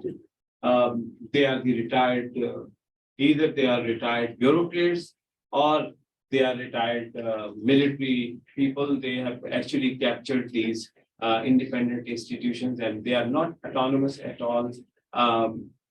The ministries are controlling them. They don't have administrative and financial autonomy. Just yesterday, the new notice has been issued for the NCRC, National Commission for the Rights of Children, and we don't know who are they. Whereas the previous National Commission for the Rights of the Children was all civil society leaders. So this is the state of affairs that is going on. Very recently, one of the provincial high court termed this economic affair division policies illegal and unconstitutional. But still, the government has introduced a new policy for the for the foreign contribution. For the foreign contribution, if any organization would like to have foreign contribution, they should go under economic affair division, and that was introduced in 2023. New census is going on in Pakistan, but many of the political parties and the civil society actors, again talking about the processes are challenging under the census. Students' unions are reinstated in one of the province at least. Local government elections are being held in one of the provinces in phases, but the rest of the country, the majority of the provinces, the largest province of the country doesn't have local government system. General elections for one of the largest province is announced, but nobody knows when the general election will be held. Major recommendations, representation of minorities required to be increased in local government. Currently, minorities are allowed to have their seats in the constituencies where there is at least 5% minority population. Forced conversion restriction laws need to be introduced. Forced conversion is one of the major challenges in Pakistan. Government should public the commission of inquiry report on enforced disappearances and initiate legislation for the criminalization of enforced disappearance and put an end to the practice of enforced disappearance and secret detentions. This is one of the major challenges in Pakistan for the last many years. Government should review the coercive policies and regulatory frameworks towards NGOs and create rightful spaces for them to ensure freedom of expression and association. Multi-stakeholder engagement processes need to be initiated under the umbrella of UN for regional peace, trade, and development, enhance civic spaces and freedom of expression. This is not only Pakistan, but also you have heard from Nepal and India, as well as we know about Bangladesh and Sri Lanka. Everywhere, we face these challenges. Therefore, we are suggesting that we should have a regional solution to the civic rights and spaces. Regularization of the annual sessions of the South Asian Association for Regional Cooperation, SAARC, to combat poverty, inequality, climate changes, terrorism, and violent extremism is important. Global funding agencies and bilateral donors should invest on local civil society organizations. This we have witnessed, particularly in Pakistan. One, that the human rights-based organizations are diminishing. Second, local civil society organizations are not being funded. They are not getting support. The reason is that this new RFP culture, as well as the international funding institutions have this not discriminatory but difficult, challenging approaches to find out the funding. So that's why we are suggesting that the global funding agencies and bilateral donors should invest on local civil society organizations for more sustainable, inclusive, and participatory solutions for addressing chronic issues related to freedom of expression and association, civic spaces, and liberalization of conservative societies like Pakistan. There are several, specific issues, particularly related to the requirement of MOU with Economic Affairs Division in Pakistan. This should be for the eligibility of NGOs. Currently, we have to go for the MOU for every project. So this is ridiculous, What we are suggesting is that at least if they have to do this MOU, they should do it with the NGO instead, for every project. Renewal of registration should be for at least 3 years. Half of our time in a year, currently this is on yearly basis. So half of our time in the year actually is being spent on renewals and getting NOCs and signing MOUs with the government and what to do on with the community. Registration authorities should release letter for opening of registered NGOs bank accounts, because this is really a big challenge. As you have seen, 81% of the civil society organizations are talking about this challenge. State Bank of Pakistan should write to all banks to avoid asking EAD MOU. So EAD MOU is required for those organizations who are getting full contributions. But what banks are asking for every organization in the country to provide EAD MOU. So this is something. This anomaly should be fixed by the State Bank of Pakistan. What window operation required to introduce? We have multiple requirements: NOCs, MOUs, permissions to enter into the district, permissions to select the thematic area where to work. So what we are suggesting is, at least if government has to govern us and it has to hold us accountable, they should introduce one window operation where NGOs should go and ask what should we do for the registration and the other processes. Charity work should not be regularized and should not be considered as cognizable offense. In one of our province, if the organizations do not register themselves under charity commissions, they have to face imprisonment for 6 months, and they have to pay a fine of 100,000. So such kind of clauses for the regularization and to control the civil society organizations should not be promoted and supported. So there are several other suggestions. I would actually stop here, and the presentation is available. People can go through that. Thank you. Thanks, thanks for the presentation. Yes, and I think you have already delivered the civic charter of Pakistan to everyone here. Yeah. So you can take it complete, and you can see the more project on it. And it's really good that you highlighted that the civil societies, have some threats, not in terms of the violation, physical violence, but also some complicated procedure or registrations with the government. And you said that half of your working hours was spent only for the renewal of MOU. So we should really focus on implementing project, but not like procedures things. So I think your recommendation is quite good, especially for the donor countries, or donor organizations. And some of us here are actually working in like Pakistan or Bangladesh, so maybe your recommendation can also apply to them. So it seems that we have South Asian focus this session, but we can go up to the north, to Mongolia. I hope Bilgun is online. And Yes, hello. presentation. Yes. Yes, can you hear me? Yes, we can hear. Yes, very good afternoon to everyone. Ohayo gozaimasu. Hello, can you hear me? Yes, we can. Yes, we Yes. can. Now, let me just share my presentation.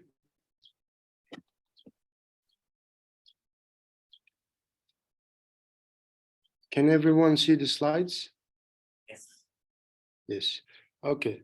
Hello, my name is Bilgun, Center for Human Rights and Development of Mongolia. And very good morning to everyone. And let me begin my presentation of civic space in Mongolia. These are the contents which I will go through, which are the 4 contents: the survey, the impact of COVID-19, the follow-up action, and new developments on civic spaces. The online survey was supported by the JANIC, which the data collected from October to November, which is 1.5 months of 2021.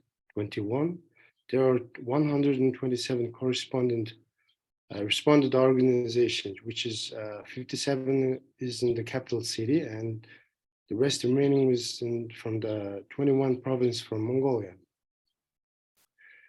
And these are the 3 key survey results, which are the freedom of expression, freedom of assembly and association, and access information, which I will go one by one.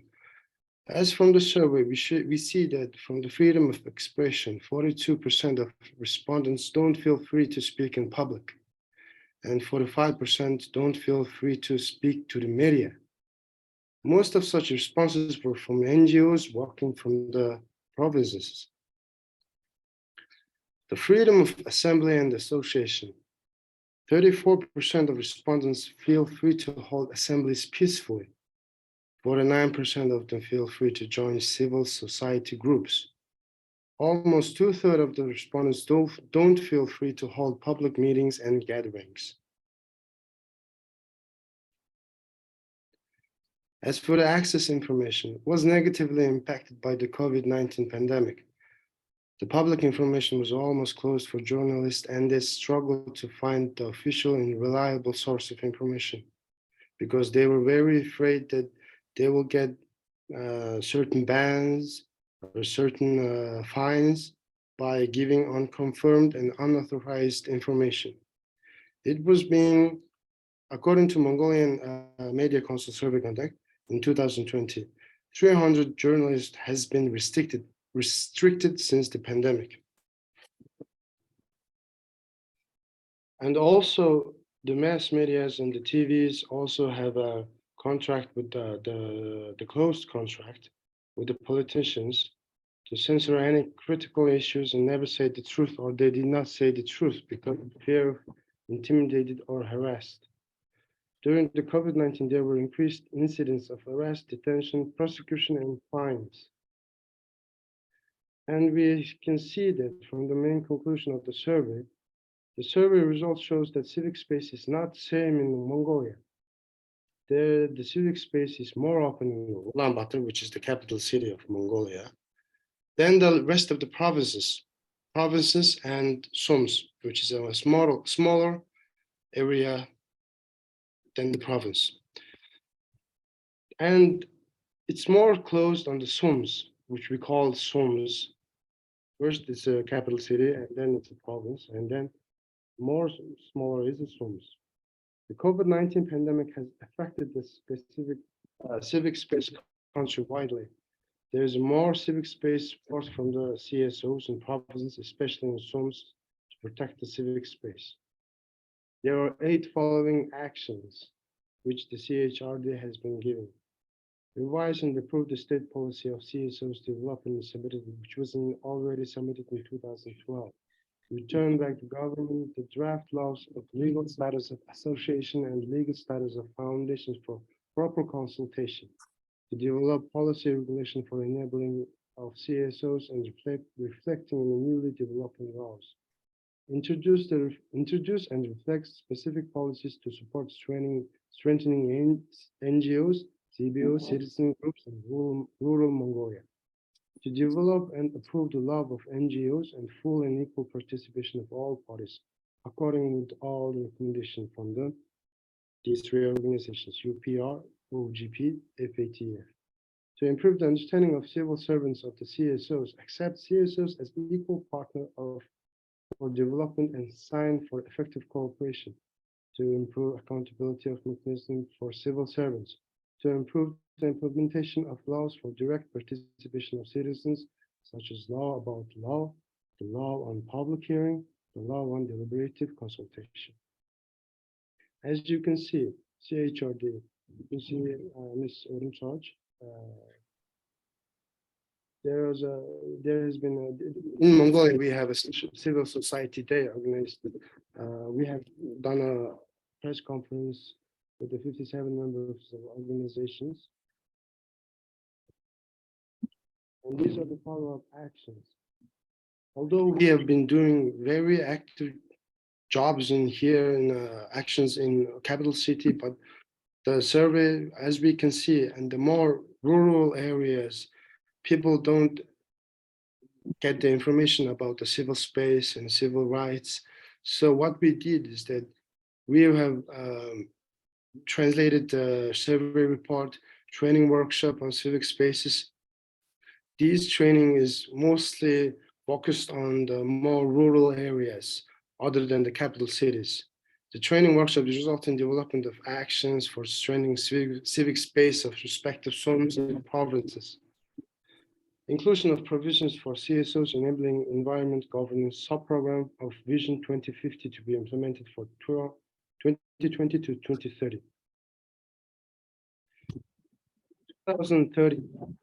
2023, this year in January 20th, the Parliament has passed a new law, which is the protection of human rights in social media.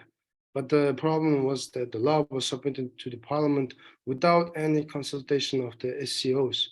So the SCO protested successfully and made a veto to the President of Mongolia and accepted by the Parliament. But not all the veto from the President don't get accepted from the parliaments, but it somehow get accepted. But we have done quite some work to get this law veto to be accepted by the parliaments. And as you can see, these are letters to the Human Rights Forum and Civil Society Consortiums and all 76 members of it. All done by the CHRD, all the CSOs letters, letting that veto this protection of human rights and social media law, because it was not consulted by the professionals. We live in a, and as for the conclusion, we live in a very challenging time for the ACOs to be alert and ready to act to prevent from restriction of civic space and to ensure strengthening civic space and policy regulation. For this purpose, CEOs have to build capacity to engage continuously and effectively and get more support from international and also domestically. And thank you for your attention, everyone. Thank you very much for your presentations. And you have summarized the result of the civic space survey conducted by CHRD and JANIC. And you also did a good advocacy work toward the civil societies and the role. And also you successfully got the veto from the president, which is quite great. And you also highlighted that the law was was started in discussion without consultation from civil society, which is quite concerning because the participation or decision making is quite important. If CSO is not included, it's really nothing. So I think you also highlighted the importance of inclusion of civil society in the discussion of the law in the okay. So before we close this session, I'd like to take some questions from the floor or between the panelists. After the whole presentations, if you'd like to ask questions or comment to them, just raise your hand, and we see 2 hands there, 3. So, 4 is Catherine, Komatsu-san, Hideki, and Gopal. Yes, 4 questions. Can you put microphone? Thank you so much. I had a question, particularly for the case of Pakistan. You talked about some challenges with minority groups. It would be great to understand if there are any specific related challenges for those groups. I know that women human rights defenders, there is a little bit much more challenges when it comes to civic spaces, especially for feminist organizing. So it would be good to know if there are specific trends in different regions as regards to this. Thank you so much. I think we take all the questions. Yes, Masa. I'm Komatsu, working in NGO, which is working in, especially in South Asian countries. So, like, Arjun mentioned about the pressure from the revenue office, whereas Jia mentioned that operation to the NGOs from the government. So, I want to know what is the behind of those issues. That it's just a issue of the money. The government just want to control the NGOs, or they have other intention behind that. So I want to ask. Yes, thank you. Next question. My question is about business and rights. And I think business sector plays a very good, important role to protect democracy and human rights from now on in Asia. And I would like to ask you to update what's going on in the business human rights national action plan. I think at least Nepal, India, Pakistan has been working on business human rights. So I'd like to hear updates if it's in Mongolia, that's fine too. Thanks. Next, Kubar.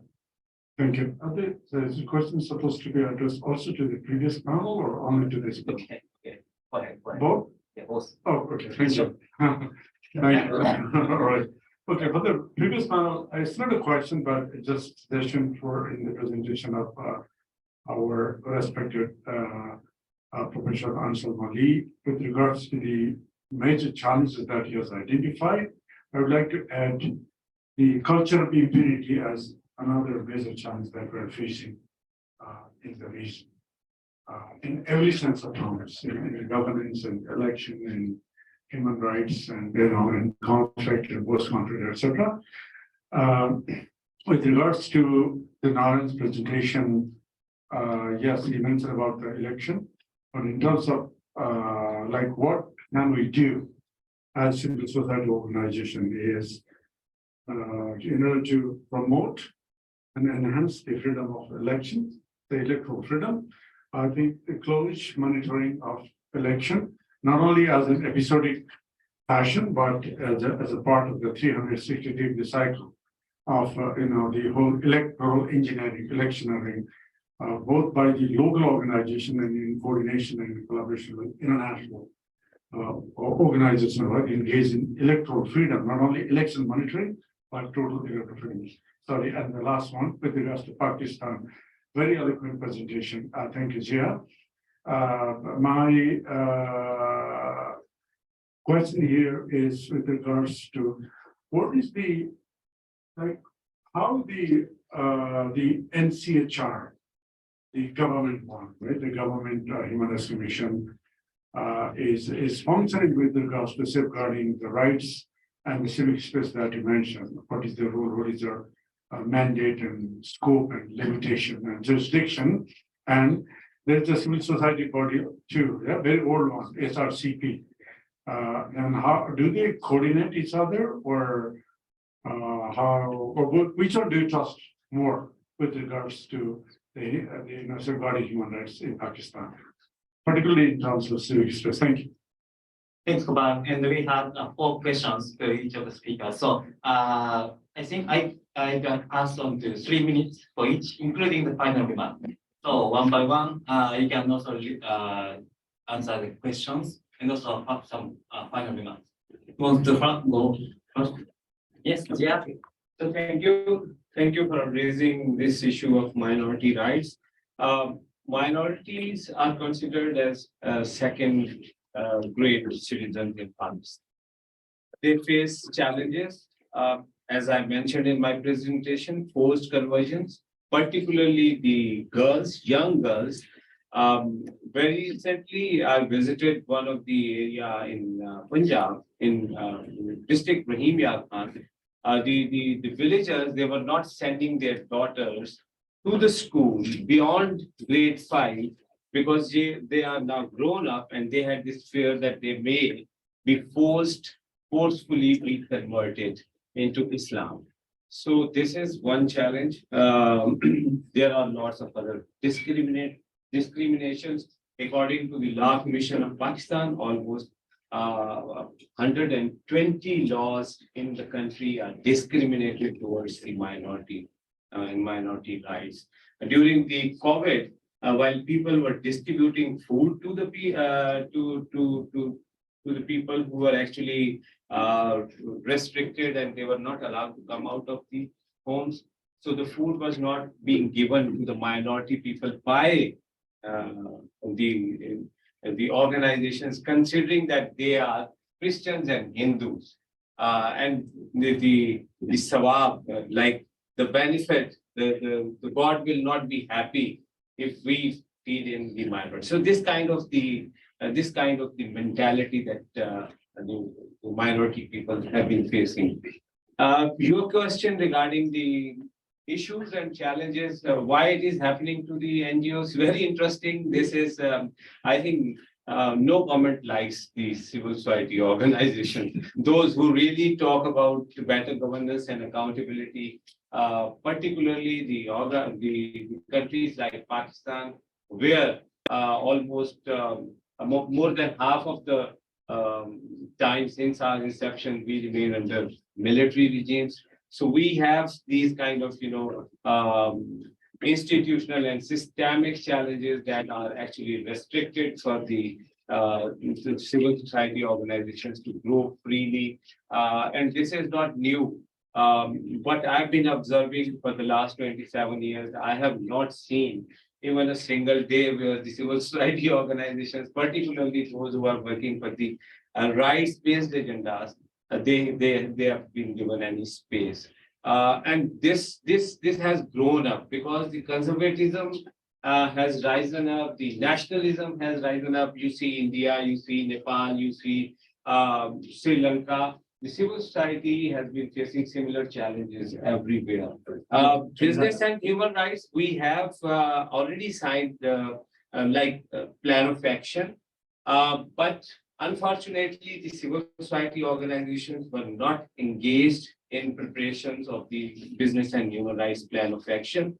Accord Alliance is supposed to be coming to Pakistan in coming years, but still, we have been facing lots of challenges. While as far as the human rights are concerned in terms of business, particularly in the textile industries in Pakistan and also those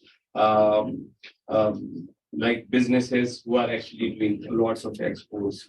And HRI, and very recently, one of our very proactive and veteran human rights actors, Zafrullah Khan, resigned from the National Human Rights Institution because he was not being actually given space by the chairperson. The chairperson is a retired secretary, and all other members are retired secretaries and generals and the others. So I think we have been facing lots of challenges. There is no comparison of NHRI and HRCP. I'm live member of HRCP, and I know that the HRCP is facing lots of challenges by the state. Sorry, so I would stop here. Thank you. Thanks. We can continue conversation very much. Anyone follow here? Arjun? Yeah. 3 minutes. 3 minutes. Thank you.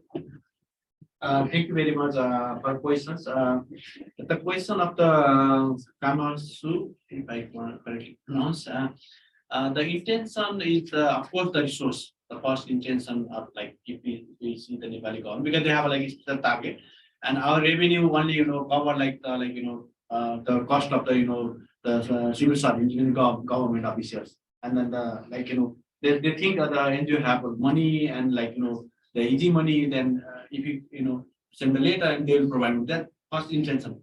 The second intention, the bureaucracy mentality, especially we are discussing especially the politician, they don't know what is going in the inside.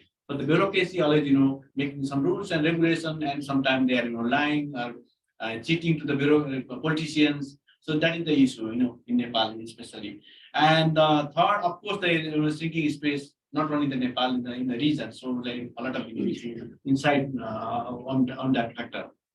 The second question about the education, about the business and human rights. Of course, Nepal government already declared national action plan and in the public, and we are reading that action plan, and there's no space of the civil society, and then we already hand over some our recommendations, and we formed a small network, business and human rights civil society network, and I'm also leading that platform. And but the government does not want to listen to the civil society, and they're more giving priority to the UNDP and the private sector. So I don't know. And last time there was a meeting of the organized the UNDP Asia on like business and human rights and other BSR issue. However, they don't want to listen a lot, from the civil society. So our more now we focus on how we input our issue within the business and human rights national action plan. And there's a not the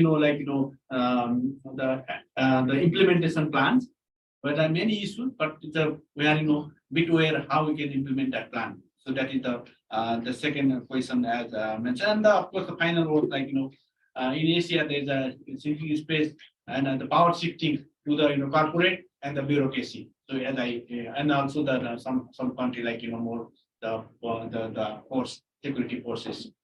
And that should be we have a constitutions, very good constitutions. But there should be law and policies as according to the constitution, and there should be civil society consultation during making laws and policies. That's very important aspect I have to share here. Thank you. Thanks, Alvin. Come on. Finally, ma'am. Yeah, so there is no direct question to my presentation, but I must share some my experiences about the civil society organization in India. If you know that after lockdown, there were 8 act and bill passed by the Rajya Sabha and Lok Sabha. Even in one night, all the bills were passed without any consultation with the civil society organization. Even we are since last 2 years facing only issues for renewal of FCRA, renewal of Income Tax Act, and then again we have some issues regarding bank account opening in only one bank, just to have surveillance of the Ministry of Home Affairs. So we have issues, and all these issues, women organizations, those who are women-headed organizations, they are suffering a lot. Only after this COVID-19, the pandemic has given huge impression on other organizations that women cannot work outside. So this impression was given by some authorities that women organization cannot go outside and they cannot do their work. Why? Because they are not accepting the practice of corruption, and they are not accepting the system which is followed by the communities and authorities. So this is my observation. So since last many years when we are working with the government, nowadays civil society organizations are away from the system, and as Jia said, that we are not we are not part of any type of government institutions. Like C20 was just conducted, it was good and it was wonderful, but many organizations, those who are working since last many years, they are not part of that C20. So some brainstorm is required why such organizations are behind when they are working since many years. So this is my just submission observation. Thank you, Hema. So, any final remarks from men? Can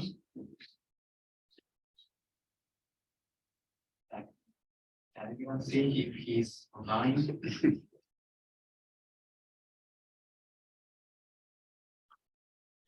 He's online, but not able to speak at this moment. Okay, so yeah, I mean there may be some technical issues, but yes, thank you for all the discussions Q&As, and also good conversations between us, or between presenters and participants. And I hope we can continue our discussions. Of course, during the lunch, after the lunch session 2, we invite thematic presenters and also representatives from C7, C20, and people 20 in the last session. So thank you for all the presenters here and the participants today. A big applause to everyone here. Thank you.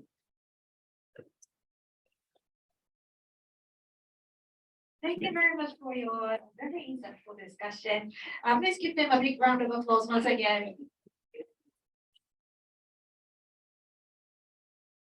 Afternoon session. Then the session 2 is about foreign interference laws and regional human rights mechanism, policy coherence for sustainable development, health and democracy. So let me invite the next panelists. They are Mr. James Gomez from the Asia Center, and Mr. Gopal Krishna in UN International, Ms. Jyotsna Mohan Singh from Asia Development Alliance, and Dr. Kim Chang-Yu, the People's Health Institute, and the session moderator, Ms. Jamila Azanova from Asia Development Alliance. So let me pass the microphone to the moderator. Ms. Azanova, please. Thank you. Thank you so much, and I think everyone have a very good lunch. And we have 4 panelists, and we have less than 1 hour. I believe that we can spend maybe some time for the speech, for your presentation, but then in the end, we will collect the questions and we will create some discussion around these very important things. So the first presenter will be James Gomez, a regional director of Asia Center. He will present foreign interference laws in South and East Asia. Okay. First. Yeah, thank you very much.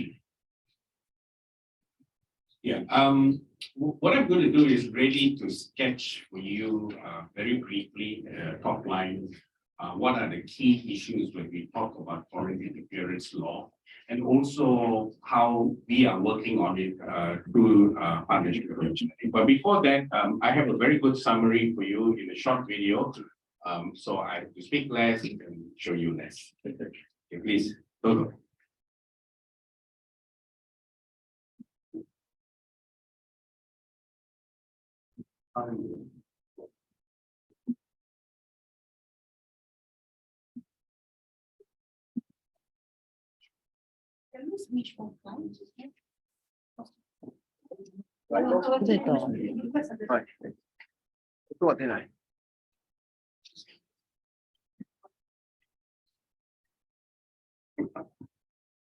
Thank you.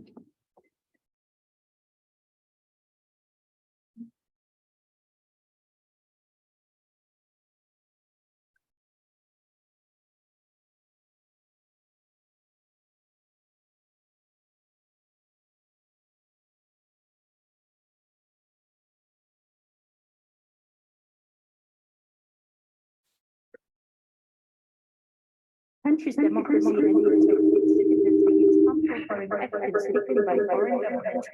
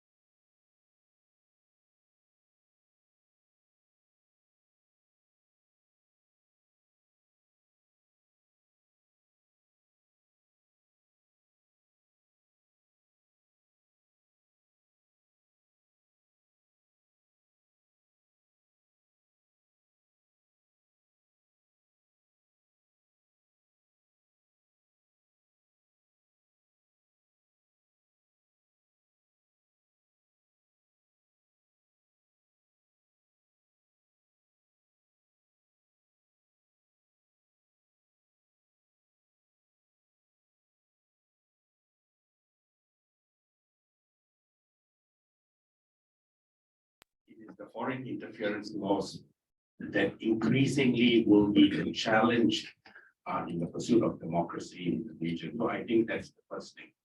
The second thing is to recognize that foreign interference laws and the issue of foreign interference is applicable both to democracies and non-democracies. Democracies are concerned about the interference of authoritarian influence. So whether it's America, whether it's France, whether it's Australia, they also have foreign interference laws because they want to protect their political approach, their political values against authoritarian influence. In Southeast Asia, what we see is they are introducing foreign interference law in order to remove any kind of support that would strengthen and build resilience towards democracy. So that's the kind of the two uses of the law.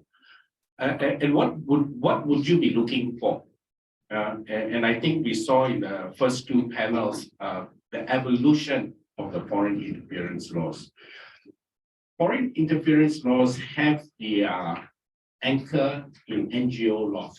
So if you look at Southeast Asia in particular, they started with NGO laws. If you dig deep into the NGO laws, you will find there will be a provision or two around foreign money.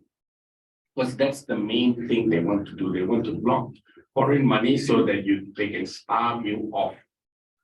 What we've seen is Singapore took that provision of foreign interference and they made it larger. They enlarged the provision in NGO laws and they made it larger and made a whole act. Now, this is what Southeast Asian countries are now looking for. Because, you know, to actively stop your money, it's a lot of work. You can see so much bureaucracy is involved. They want to have a more encompassing control because money doesn't even go only to organizations.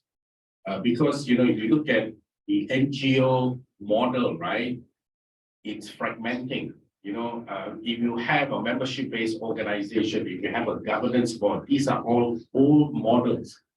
That gives you a lot of problems. You're not nimble, you're not mobile, you cannot keep good people in the jobs with many years of experience because the board will come and try to change them, so on and so forth, right? So because of that, you have now a new form of NGOs, you know, individuals, people who come together momentarily. The whole thing is deconstructed and they can receive money directly.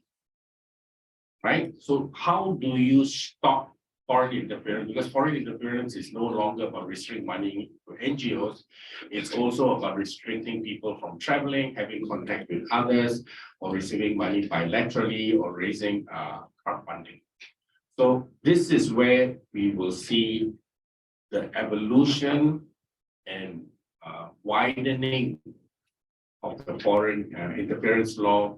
It has its genesis in NGO laws and provisions of NGOs laws, and now this has been expanded and amplified. I'll pause here. What is the way forward? I think the way forward for me would be two things.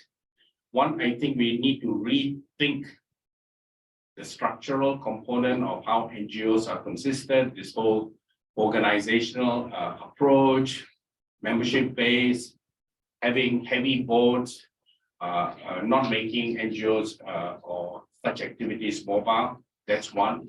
And secondly, really to have, alternative sources of funding. That means getting money from the community. I think the work will also become more powerful. So if you can just quickly just flick through the slides, just go through in 30 seconds. Yeah. So what we have started to do is we started to do a series of podcasts. We started to talk to people from different countries and get their experiences, first-hand experiences about what foreign interference are. So I'll stop here because time is short, but happy to chat with you later. Thank you very much. Thank you very much. Actually, it's a very important important question also, active and popular in Central Asia as well, not only East, South and East Asia. Okay, as promised, maybe first we will have listen all presentations, and then later we'll have discussion. So our second panelist is Gopal Krishna Sivapur, and he is president of the International Institute for Human Rights, Environment and Development, and also he is a chair and senior observer of different networks, which is actually very good and good input into the whole work. But this today, the actual Paul will explain about comparable study of reasonable human rights instrument, which is a globally actually. Oh, please, floor is yours. Thank you, Chair, for a nice introduction. And after James' graphical presentation, I think the content will be automatically dwarfed. But anyway, I'll try my best to try to finish it within like 7 to 8 minutes. Yes, the topic as such, which I chose for the research and also got for permission for presentation here is the comparative study of the all regional human rights instruments. Those are available across the globe. So starting from Europe, Americas and Africa and Arab states, and finally Asia Pacific. But within Asia Pacific, it is only the ASEAN because it doesn't cover the rest of the countries. So this is a bit partial. Anyway, so the comparison as such is based on the following. Number one, this is primarily a risk of this desk research, meaning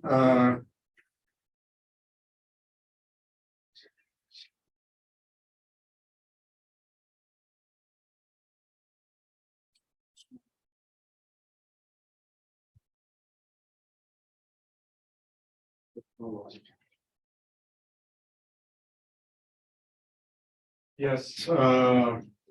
So the key characteristics of the all regional human rights instruments, in terms of their controlling mechanism, in terms of their jurisdiction, their mandate, their scope, as well as the limitations, have been highlighted in terms of technical comparison.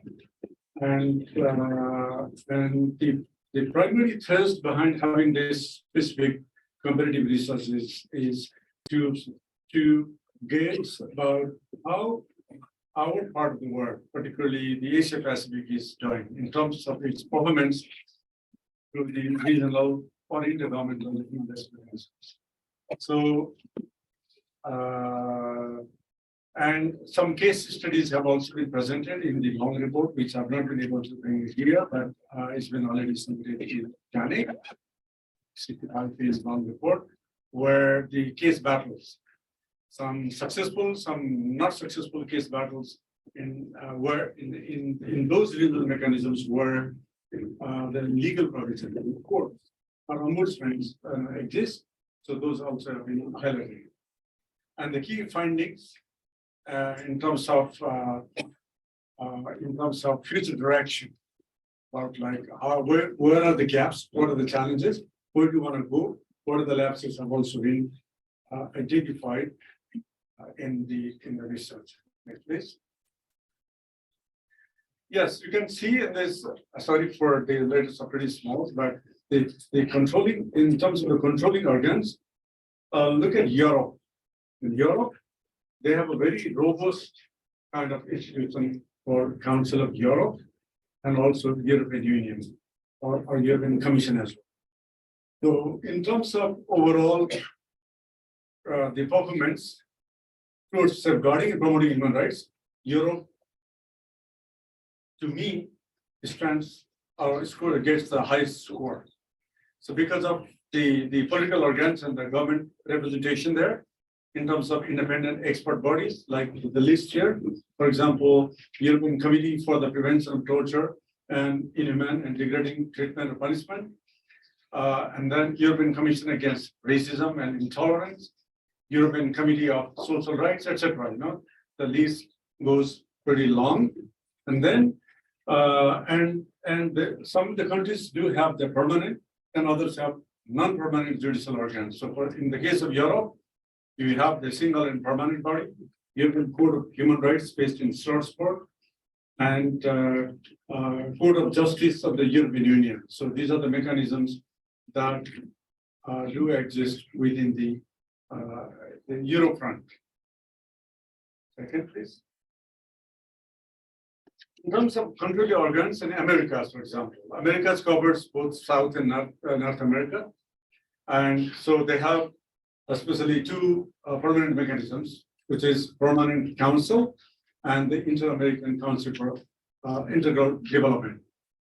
And they have the Commission on the Prevention, Punishment, and Eradication of Violence Against Women, and the Committee on the Elimination of All Forms of Discrimination Against Persons with Disabilities. So these are, the coverage, the themes, and the jurisdictions seems to be different than what the European has the provisions.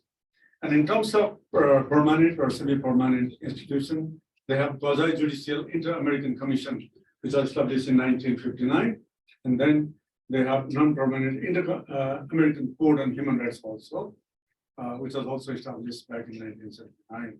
And they have judges, it's like exactly like a court, where the cases have been heard and the verdict has been delivered.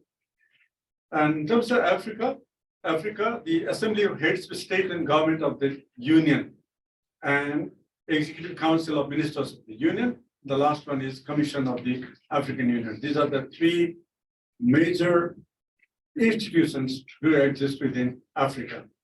And in terms of the theme, is they have a focus on child rights, welfare of the child, so which is the African Committee on the Rights and Welfare of the Child. And in terms of permanent or non-permanent bodies, they have quasi-judicial African Commission on Human and People's Rights, which was established back in 1987, and non-permanent African Court on Human Rights established in 2004. And they have also similar kind of system what they have in America as well as in Europe with judges there. So they also, receive the complaints and also deliver justice. Second, please. In terms of Arab states, they have a council and they have a secretariat. It's pretty new. It was established in 2004. And they have our Human Rights Committee, and as well as which was established just in 2009, and Subcommission on Human Rights, but they don't have any permanent or non-permanent tribunal or court system there. In terms of Asia Pacific, which doesn't cover the rest of the Asian states, it covers only ASEAN. So ASEAN Summit, ASEAN Coordinating Council, ASEAN Political Security Community Council, ASEAN Economic Community Council, ASEAN Social Cultural Community Council, as well as Committee of Permanent Representatives. So these are the structures that do exist within ASEAN. But ASEAN has gone a bit beyond by establishing ICHAR, which is ASEAN Intergovernmental Commission on Human Rights, which was established back in 2009. That's got 10 members. So in terms of structure, if you look at, like, for example, South Asia doesn't have any intergovernmental regional mechanism. We have SAARC Charter, but within SAARC Charter, it doesn't speak anything about human rights and democracy. But back in 2010, the SAARC Summit came up with a document called SAARC Charter for Democracy. And we've also got SAARC Social Charter. So that's the avenue where we can navigate in terms of safeguarding or advocacy for human rights within SAARC region. Well, in terms of comparative modalities of control mechanism, like Europe, they have interstate complaints mechanism, yes. Individual complaints, yes, and also report by expert bodies. So it is far more advanced than European one. Americas, yes, they also do have interstate complaints, they also do have individual complaints mechanism, but that goes by a commission. And reports by expert bodies and state reports and to the commission. And Africa, yes. So Africa is also not less in terms of the interstate complaints and individual complaints. Arab states, interstate complaints, yes, but they don't take individual complaints. In Asia Pacific, yes, interstate complaints is there, no, and then individual complaints also no, and regular reports no. So ASEAN is lagging far behind now in terms of particularly comparative modalities of control. Next please, state of implementation of control. Yes, Europe judgment, advisory opinion, reports and recommendations, and judgment implementing monitoring also, yes. And then just only the recommendation is no for Europe. Americas, yes. The last one is no, because there is no written procedure between the court and the state concerned. Africa, yes. And the last one is Executive Council and Assembly of the AU is there. So here, in terms of state of implementation control, Africa is on the top. It has scored the highest. And in terms of Arab states, all no, there's nothing there. So it scores the lowest, but it has also got, it also pairs with Asia Pacific ASEAN. It has judgment and advisory opinion reports and recommendations. So we also fall pretty behind in terms of the implementation and control. Okay, now I'm quickly coming to the major comparative findings. So as mentioned earlier, European Americas are well equipped and sophisticated and it seems to be efficient, but they also do have a number of drawbacks, which I highlighted earlier. All right. In terms of Africa, yes, they have systemic problems in terms of, in terms of the effectiveness from political, financial, and professional support. They have a lot of weaknesses in Africa. They are trying their best, but they don't have enough expertise, resources, and even common political and financial consensus.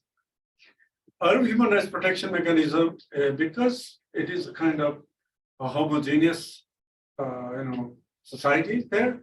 So they don't speak from the regional perspectives, but rather they speak from the domestic perspective, local constituency, domestic constituency. So they are more defining the human rights from the perspective of cultural relativity rather than regional expression. That is the major drawbacks in terms of Arab human rights protection. And in our part of the world, we do have a regional mechanism covering ASEAN countries, but do not meet what they call the UN standard. Like the National Human Rights Institutions, some do meet Paris Principle, some partially meet, some do not meet at all. That's why they've been categorized like A, B, and C. So here, in terms of the ASEAN Human Rights Instrument, also it doesn't fully comply with the UN-defined regional instruments. That is the problem. And also we do have the cultural and political diversity. And what we call is political appeasement is very much pervasive in our part of the world. So in terms of recommendations, yes, when we're talking about safeguarding human rights, protection, promoting human rights, we have to have in our back of our mind that there are three major international doctrines which were endorsed during the Second World Conference on Human Rights, which was held in Vienna in 1993. And some of them too, right?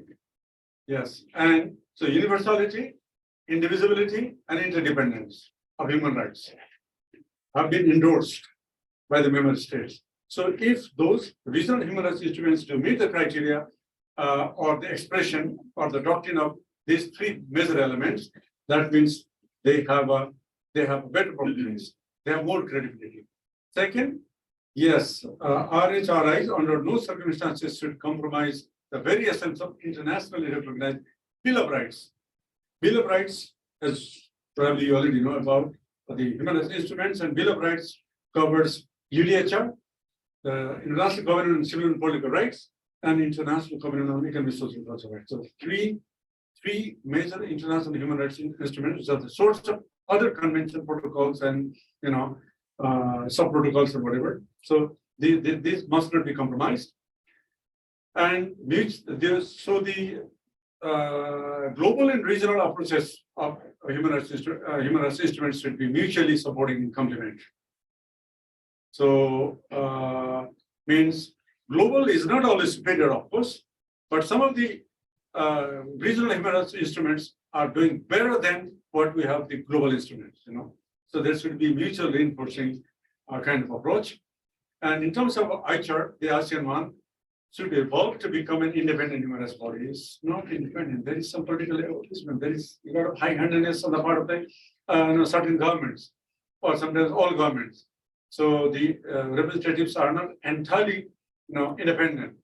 So that is exactly what are the major challenges that needs to be rectified.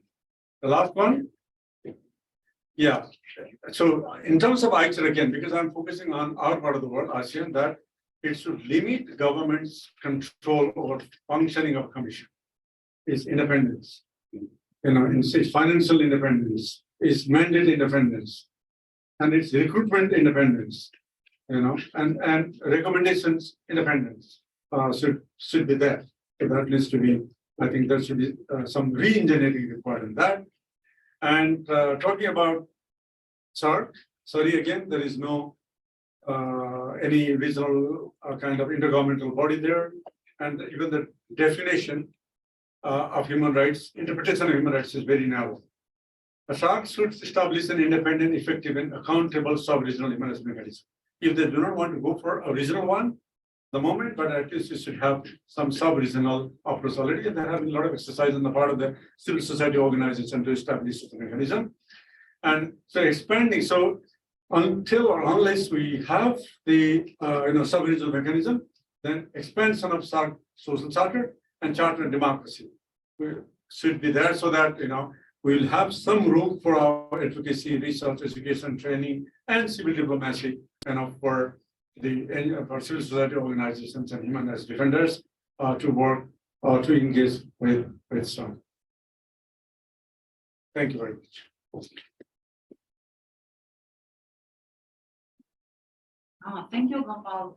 Especially thanks for organizing your presentation around recommendations, because it's very important to get this when you are using and then when you are actually make more practical issues related with this tool. It would be highly important to hear your recommendation. The next speaker is my colleague, Jyotsna Mohan, Asian Development Alliance Program Coordinator. And Jyotsna, I would like to talk about the policy coherence, because it's a new type of innovations and a new type of the strategic approach which ADA is using and promoting. So, and we would like to present this in a tool and share with here. Thanks, Jyotsna.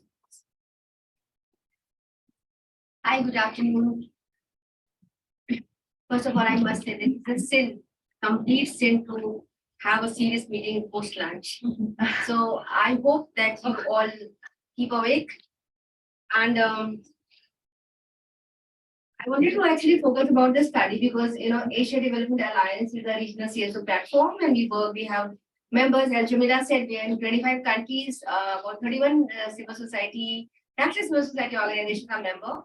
So our work is actually mandated by the members of ADA, and we have been working on various aspects of SDGs, but late, there has been a lot of demand from the member, and they asked us to work on something on policy coherence, because this is why policy coherence, because as we know that we at ADA we work on SDG 16 plus. So which is SDG 16 and various aspects of SDG 16, which is democracy, accountability, a lot of things which we have been hearing since the morning. Most of them are other members, and so we have kind of tried to focus on the policy coherence for sustainable development. This is something, and we did this study with the with climate justice as a focus. So this study was based on about 18 countries case studies from Asian Pacific. So in Pacific, we don't have members, but we have partners. So we actually reached out to many, and many actually are members and partners. They volunteered to contribute to our study. We have from Pakistan, from Vietnam, from Taiwan, Philippines, UK, Sri Lanka, South Korea, Pakistan, Uzbekistan, then we have Piango, which is Pacific. Then we have CHRD Mongolia, many organizations, Karachi Research Chair. So there are many such organizations which participated in our study. So I just wanted to say, why we are focusing on policy coherence for sustainable development, because if we look at the 2030 agenda, which I don't want to talk more about it, because as we know, this is the second year and the UN has kind of confirmed, and before then the UN has confirmed, we know that we are not going to achieve sustainable development implementation in no case until 2065. And if you look at some of those indicators from the gender, especially from goal 5, we will not achieve SDGs until 200 years from now. So this is, I don't want to sound very pessimist, but then I want to say, okay, let's concentrate on what we are good at. Let's do our work. So as 2030 agenda talks about the integrated policy approach, and this is something which is actually, we have been talking since morning about all has been missing. There has been in the implementation of sustainable development goals, there are corruption, the issues of Democracy and Civic Space. But policy coherence is something which we see that, it's one of the important part of SDG 17, which include a target on promoting policy coherence for sustainable development, which is target 1714, enhance policy coherence for sustainable development. And this target is accompanied by indicator 1714.1, which is mechanism in place to enhance policy coherence for sustainable development. So basically, policy coherence, when we look at, there are many such promises made at the global level. I'm just trying to simplify it. So if you look at Addis, Addis Charter, or if you look at the COP, or we look at the climate justice, or there are many such discussions which are going on at the global level. There have been lots of promises actually which are made at the global level. What are their relations at the national level? Why the SDGs are not yet, it's yet a dream which will never be achieved. But why it is there? Because there is no such link. If you look at the vertical level, there is no such link between the global and the regional and the national level. So these promises, when we are talking about the climate justice, we are talking about the financial justice, there are many such things which are not quite implemented. So basically, achieving a sufficient level of political will is also very important to mobilize international cooperation on policy coherence. So what we have seen that in most of the cases, what we have seen that the poor political commitments and the gaps in the institutional structure are bound to lead to the inappropriate policy integration, lack of coherence, and lots of policy conflict, which is clearly reflected in the countries reviewed, which are discussed from the data available. There are two very clear trends which we have seen. One of the NDCs, nationally determined coefficient in the region are mitigation focused and to fail to capitalize on the opportunity of availing co-benefits that policy coherence provide. And second, energy transition is taking place within fossil fuel as most of them attempt a fuel switch, which we have seen in most of the countries rather than go for the energy transition. We are talking about just energy transition. While many countries have put forward ambitious renewable energy plan, there are still quite tentative about the reducing their fossil fuel dependence. These trends are indicative of the continued and or policy conflict than policy coherence and the sustainable development. For example, India has made impressive gain in the area of renewable energy, yet it has allocated new coal blocks for the mining, intends to increase its coal production and is increasing its pipeline project. So we can see the direct conflict. This is despite the advice of many reputed agencies like IEA and other and its own central electricity or authority. To the contrary, Sri Lanka is increasing its dependence on non-sovereign gas and oil. Small countries like Bangladesh and Nepal are also going ahead with the thermal power plants against their own environmental policies and environmental impact. So private companies like POSCO and Samsung are going ahead with thermal power plants embodied in the DCCSA and KEPCO assurance of safeguarding private companies from incurring losses should they incur additional expenses in constructing or operating thermal power plants. So as far as the critical areas in mitigation policy is concerned, we have seen that the policies in Asia and Pacific continue. These countries, they have similar results and policy conflicts, while all the countries in the Asia Pacific, they talk about the increasing forest cover, halting and reversing the deforestation. In practice, many countries are taking actions to the contrary. As we said, that India and Sri Lanka have conveniently revised the definition of the forest to include plantation. I mean, what we have done, so they are at the one place they are cutting down forest, but they're considering plantation as a part of forest. So basically, they're changing the definition. So this has the effect of giving an appearance that forest cover is actually increasing, which is not increasing. So these kind of, when we see the policies conflict, this is something of very serious concern. And what we are seeing in our region, that the region has a poor record of the people's participation, which we were discussing in the morning, whether it comes to the policy making or whether it comes to anything that includes the civil society policy. These are continuously they're shrinking. So with climate action and SDGs, it is getting worse. And when we look at the 2023 SDGs progress report from Asia Pacific, we see that goal 13 is badly regressing. We thought SDG 16 was regressing, but goal 13 has almost all the indicators are regressing. So we have, and if you look at the cases from Kiribati and South Pacific, they are actually facing the danger of drowning and getting inside the sea. So these people have little knowledge on the climate change policy manifestation because there is completely no hearing on the people's voices when it comes to the climate policies.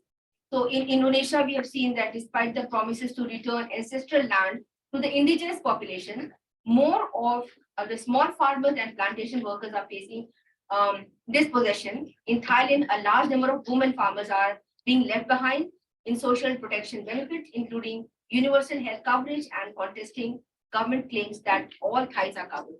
So we see that there are many such issues of incoherence that exist in our region.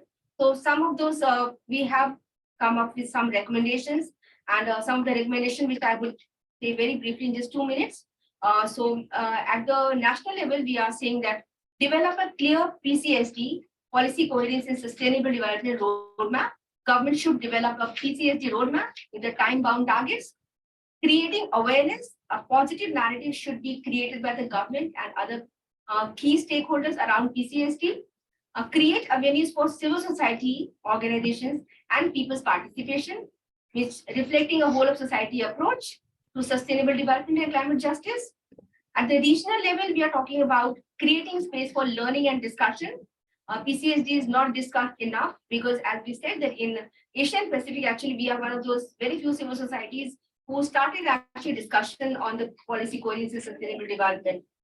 Assign a lead role for the Asia Pacific Forum on Sustainable Development, which is a very important forum in our region, which can take a lead in initiating such discussion at the sub-regional and regional forum and build national capacity. At the global level, we are talking about ensuring more discussion of governance for PCSD at the high-level political forum, ensuring more recognition for regional perspective.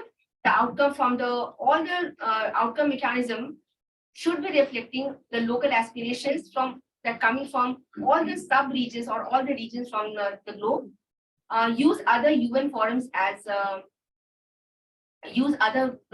global forum like as the SDGs and the Agenda 2030 form the core of the discussion in addition to climate crisis and its manifestation and management at all the fora with UNFCCC, UNCBD, UNCCD, UNEA. There are many such abbreviations. You can just read the report and take PCSD seriously across the globe. And finally, establish a global PCSD institution, which means a global steering body committee should develop a standard and recommended process structure for the PCSD. So these are some of those recommendations that we have proposed in our report, and some of you have this the copy of this report. If not, you can take from the bench in the back, yeah. And you can scan this QR code to read the whole report. So this is about, and one good thing that has happened, we have seen, we have done a couple of side events on PCSD, and the last side event which we did with the OECD and DIHR. So OECD is kind of trying to adapt, trying to take our policies, and maybe we will be able to do a side event with the OECD in the High Level Political Forum this year. So we are trying to actually do advocacy from our region, from Asia Pacific region. Yeah, on policy coherence. So that's all for now. Thank you so much. Thank you, Jyotsna.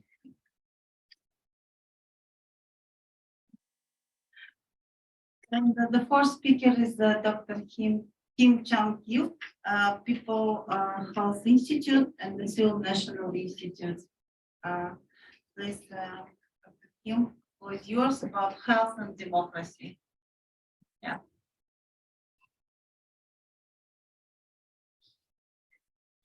Good afternoon. Maybe my mic is closer. Yeah. Thank you. Good afternoon. My name is Kim Chang-Gil from People's Health Institute and Seoul National University, Global Health. And actually, it's my first time to attend this meeting, so I'm not so familiar with the general environment, circumstances, and general milieu. But I would like to emphasize the experiences of COVID-19 locally and globally from the perspective of democracy and health. Actually, since the very beginning of pandemic, the issue of the violation of rights and undermining democracy through many coercive measures have been discussed in all countries. But in my opinion, the pandemic was actually could be and it should be an opportunity to strengthen the democracy at the community, local, and as well as the country level, the global levels. Okay, this is not stopped, but this opportunity also continued in the post-corona phase and era also in many countries. Also, I think most of policymakers and most of the community are thinking about the new preparedness or the new response system. So I think all the process is one of the very political processes and should be very democratized. Actually, from the beginning, I am arguing that we have some problems in understanding what is the pandemic. My thinking is that actually the pandemic is not biological phenomena or the medical problems, but usually we are separating the consequences of pandemic, such as the social economic impact of pandemic, the origin of pandemic. But it is from the perspective of the pandemic as understanding from the biological perspective. Actually, pandemic is very complex, including social responses and personal behaviors as well as global responses. All the things is included in the definition of pandemic. So the new responsive system, new preparedness to the new coming pandemic should be from that kind of perspective, not only from biological, not from the vaccine, not from the good test system, good tracing system itself. So it's a kind of whole of society approaches we will need. In that sense, all of us might, including me, that it's a kind of mental block, psychological block, in understanding pandemic is a very biological one. My understanding in my country is that all the phases, the role of citizens have to be emphasized, whether people, nationals, whatever. Actually, previously, the health sectors, we are very familiar to the community mobilization, or in other words, in good sense, community participation. But the donors have avoided to use the community participation, and they are using the only community mobilizations. It's very practical, but participation is the very traditional way to rely on the private or civil society sources, and there is the insufficient human resources, especially finances, is a very narrow sense understanding of the community participation. Also, it is the mobilization is the correct term, correct concept. Even in the COVID-19 pandemic, many healthcare personnel volunteered for screening clinics, hospitals, residential treatment centers, and supplemented the lack of public resources by informing citizens of government guidelines or providing information. Voluntary action, such as making and donating masks, helping isolated residents, also belong to these activities. Actually, the citizen participation in the narrow sense can be considered a more proactive concept than mobilizations. But actually, in spite of the relatively strong traditions in South Korea that regarding labor unions and student movement, and some even in healthcare sectors, there are very strong tradition of the such as the cooperative health activities, but there has been no proactive actions from the democratic action or democratic participation of the civil society from the perspective of whole of society approaches, even though very strong traditions. My diagnosis has been the 3 or 4 different factors that affect it. Firstly, usually it's very globally the same phenomena, the infectious disease outbreak, not only for pandemic, including coronavirus pandemics, require and scientific and highly specialized judgment, which is maybe general understanding is very dominant role of government and experts rather than civil society. I would like to call this one as mental block or psychological block. And also it's very common sense that infectious diseases require very rapid decision making at a societal level. So many people, including me, myself, it's very natural for decision making to be made by experts and policemen rather than for democratic decision making.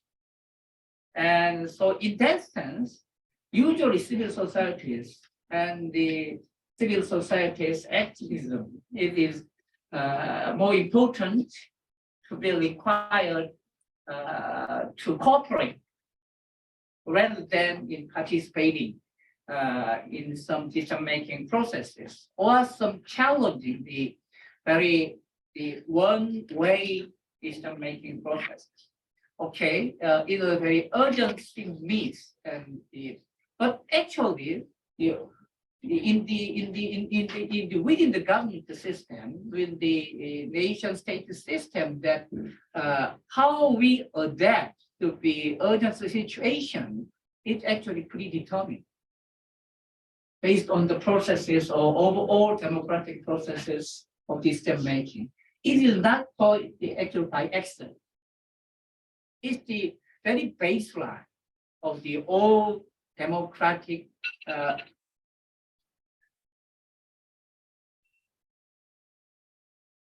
democratic participation. So this is, I think, it's a kind of misunderstanding that because urgency is not for the excuse or the one-way decision making. Third point is that usually we are feeling that there are so much resources are needed. So there is no other way to procure and recruit so much needed resources other than the state or the government. So I think it is another myth. So resources is not only for the money or the PPE or vaccine, but actually communication and information providing and participation, activity, behavior change, and knowledge. It is so big basis of the resources we have. And finally, I think it is very important that we are having the methodological nationality. Even the Korean societies, the civil society organization is not free from the methodological nationalism as well as the ideological nationalism. And we are suffering from this kind of nationalism, not to struggle with the vaccine nationalism or the distribution of vaccine or the intellectual property issue. So we are still in this kind of nationalism.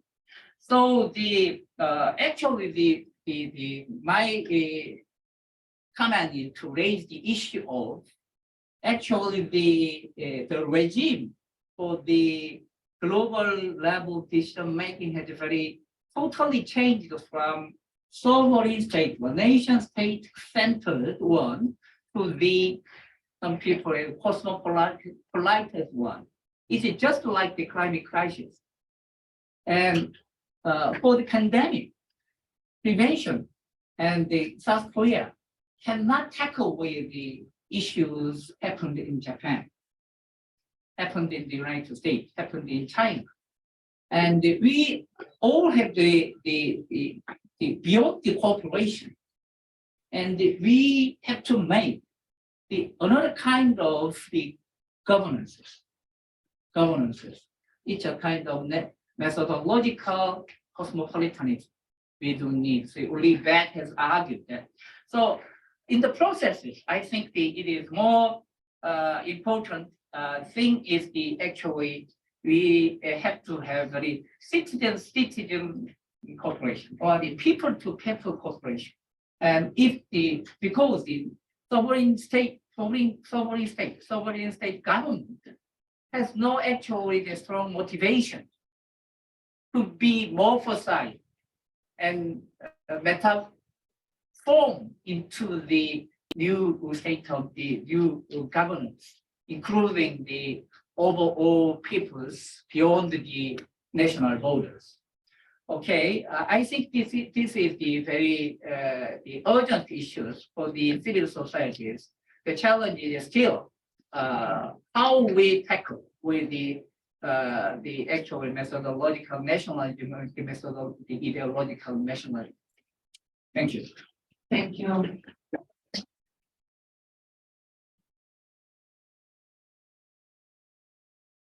Thanks a lot. Actually, it's very interesting and very good information. Yeah, thank you. How about questions, or maybe we can have 3 minutes for discussion just to conclude this session, and then we'll provide the floor to the next speaker, the next session. Some questions or comments? Yes, please. Okay, thank you.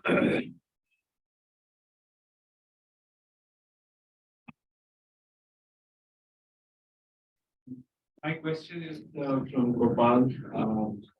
He was talking about the intergovernmental human rights mechanisms in South Asia, and he referred about SARC. We have witnessed that for the last 1 decade. Even the SARC meetings are not convened. So in such circumstances where we see a lack of political will among the SARC states, how come we be able to come up with this human rights mechanisms agenda? And my second question is to Dr. Kim. In my presentation, I mentioned that people were saying that the national agendas are actually overwhelmingly influenced by the global governance and global interventions. So in such cases, how come the nationalistic approaches be followed? Thank you. Yes, Anselmo, please. Okay, thank you for the presentation. My question goes to Jyotsna and then Dr. Kim. Because Dr. Kim's presentation reminds me of the policy coherence in terms of SDG 4 health and the 16 or 10 inequality, 16 and the 17, you know. And Jyotsna presentation was basically political coherent climate. So since it's a democracy forum, I'd like to ask how the democracy what are the lessons from this COVID-19 and also the climate? Because unfortunately, as Dr. Kim said, COVID-19 could have been opportunity for solidarity. Sometimes when it's a disaster, people are more united. Unfortunately, we are more divided during and after COVID.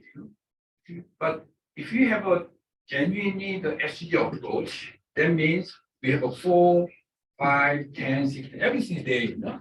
But people, when people approach COVID-19, they forget SDG. You know? So what are the big lessons?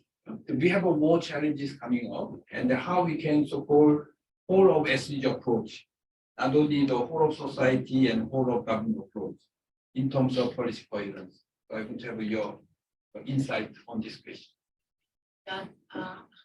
Please. Thank you. This is Arjun. My question to James. Like there are now new initiatives like called BRI or South-South cooperation and many in Asia. So are you working or are you closely looking at initiatives whether they are how impact our work, civil society work, how civil society need to engage with that initiatives. So do you have any ideas on that? Thank you. Thank you. One more question from online. Hello, Hash. Good afternoon. Yeah, please. You are on. Hello. Yes, Hash. Good afternoon, please. Yeah. Good afternoon. Actually, I am online, so there might be some disturbance, but I will try to be as precise. My first question is related to SARC. Actually, in every meeting we discuss about the SARC, we were young when we started discussing. Now, most of us have grown old and SARC is still not functional.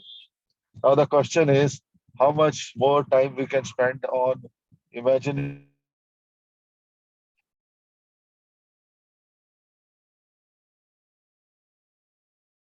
How much time we can spend in the Harsh? We didn't hear you well.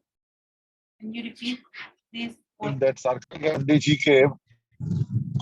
Yeah, can you hear me? No. Can Yeah. you repeat your last question, please? My first question is about the SARC. Can you hear me? Last question. This is the last question. The second question, please. Second question is about that we used to have MDGs, and in the fag end of MDG, we started discussing beyond MDG what will happen because we realized that we have failed to achieve the targets of MDG. Then came SDGs. We were told that these SDGs are very nicely designed, very nice, and we are going to achieve it. Now, we are saying we are not going to achieve SDGs. So will it be wrong to conclude that every time the United Nations systems, its consultants, its experts, its advisors come out with new mechanism to keep us busy in doing research, analysis, and doing side events, and in the end, nothing comes out? Are we wasting our energy here also? Thank you. Just two out-of-box questions. As you know, I have this habit of asking these two.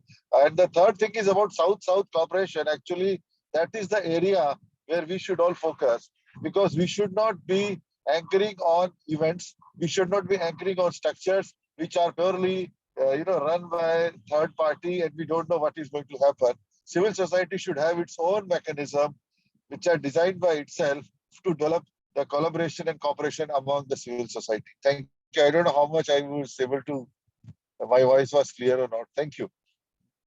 Thank you. Thank you. Thank you to all questions. Maybe we can provide the opportunity to answer to the questions. Maybe not get more than 1 minute, okay? Because the next session. From whom will start? Maybe from the first question about NGOs, SDGs, and so on, and then we'll, yeah, okay, okay. So, yeah, I know MDGs are, we have been discussing, hearing MDGs when we were young, now we are old, SDGs. So when we were, I think before 2015, we were discussion on beyond 2015. Now the targets until 2030. Now we are discussing actually in ARDA and some of the Asian civil society, we are coming up with a vision on beyond 2030. So we have seen the journey from beyond 2015 to beyond 2030, and let's see how it goes. But the role of UN is actually, I thought I will not comment on this because it is recorded, but anyway. So, but the role of UN is very dubious. You know, if you look at the, if I look at my ADA, I prepare a proposal and I give it to the donors. Either they like it, they dislike it. So I make a very promising proposal and I give it to the donor. Oh, there's a very nice proposal. Okay, we accept. We are giving you millions of dollars. Same goes with the UN. They made this proposal. The MDGs didn't work. Then they said SDGs was very, very integrated, very, very people-centric. And you know what? Last month I was in India. Now I was speaking in the C20 summit and I was talking about, because we have a working group on SDG 16+ and promoting civic space.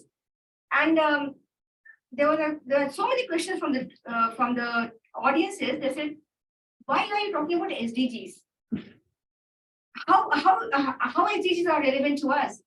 And I was flabbergasted, because I thought that SDGs is a bubble created by the UN, and those who are part of the UN, they know the SDGs. Those who are not part of the UN, they don't know SDGs. And that gap still exists. Even 8 years down the line, when we are talking about, we are in the midway, we are kind of reviewing the SDGs. This is very important in the sense that we are going to have SDG summit this year. But still, why we are living in the SDGs bubble? But anyways, beyond SDGs, I would want to go beyond SDGs actually. And I would say, let's concentrate on some of the emergencies that we have been discussing since the morning. Because I think as a civil society, as common people, it's our job actually to look at the issues, something very seriously. And climate justice, climate crisis, we are facing it. Come on, it's the time. We are facing the heat. We are feeling the heat. So I believe that, you know, when we are talking, so that's why when we were doing this study, we thought that we will not, I mean, definitely we are taking SDGs as a tool, but let's talk about some of the policy issues that's happening, that's are not incoherent. So let's talk about that. So are the SDGs or UN that keeps coming and going, and definitely after SDGs, there will be some other DGs. You don't know the name, but that's going to come. But let's focus. I mean, I was as ADA or as in Asia Pacific, what we are focusing on, we are being very, very issue based. And the role of UN, they are behaving in such a corporate way, because we have had a very, very bad experience with the UN, especially in the South and Southwest Asia. You know, we talked about shrinking civic space. When I was invited last month to speak, invited by the UN and ADB, they wanted to see what I'm going to speak. And they actually cut. Don't use colonialism. Don't say anything about the member state. Very simple. They say they ask you to cut it. You know, because the ES is sitting there. The ADB's guys are sitting there. So you are not using all these terms. So it's not only member state, because UN is getting money from the member state, so they also speak the language of the member state. So there are lots of things I wanted to talk about UN, but the fact is that they have a lot of resource to cover their admin cost, which is about 70%. They have lots of money to invite the member state, but they can have just few hundred dollars to invite 2 or 3 civil society participants, just as a tokenistic approach. So I would just say that let's kind of, concentrate on the work. And I think I also answered what Anselmo said.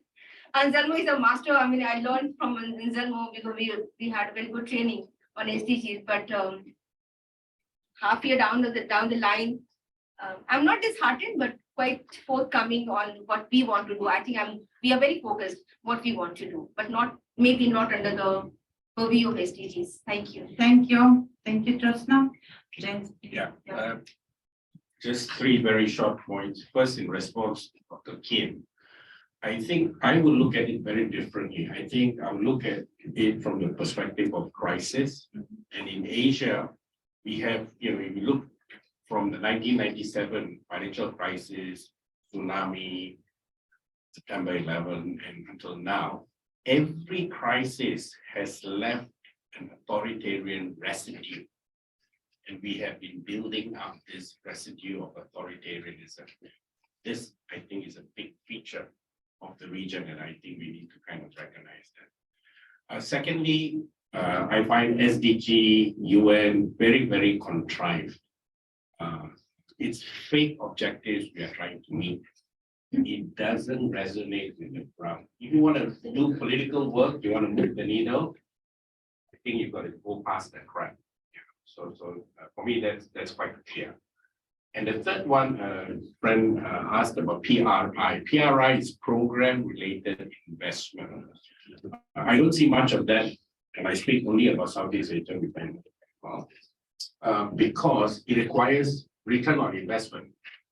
Usually, if you're building community housing or agricultural funding, the assumption is you can make returns and then give back the principal.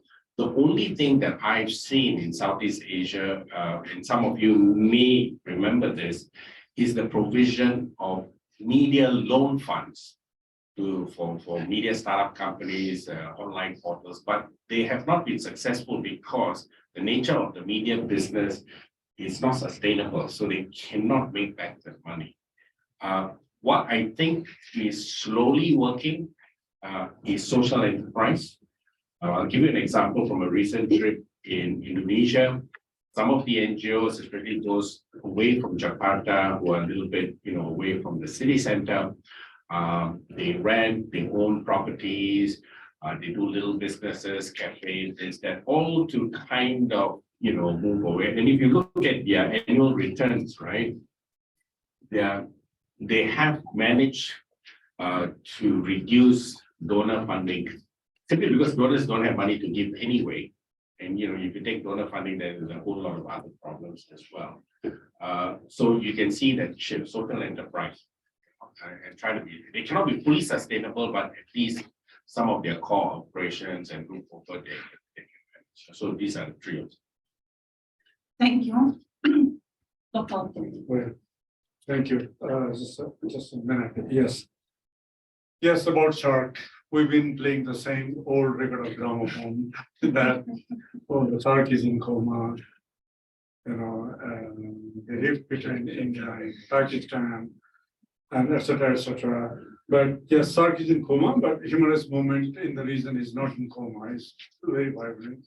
Civil society groups, organizations, movements are very, very vibrant in different forms, different alliances, like the organization like SAPI, organization like People's SARC, and many others, have been trying to, raise the public agenda, in the region. Yes, if we cannot bite, but we can bark. We can bark in such a way that we can even burst the eardrum of, the policymakers or the political leadership in the region. And at one point of time, they were almost agreed to form the regional human rights mechanisms, some 10 years ago. We're up to that point already.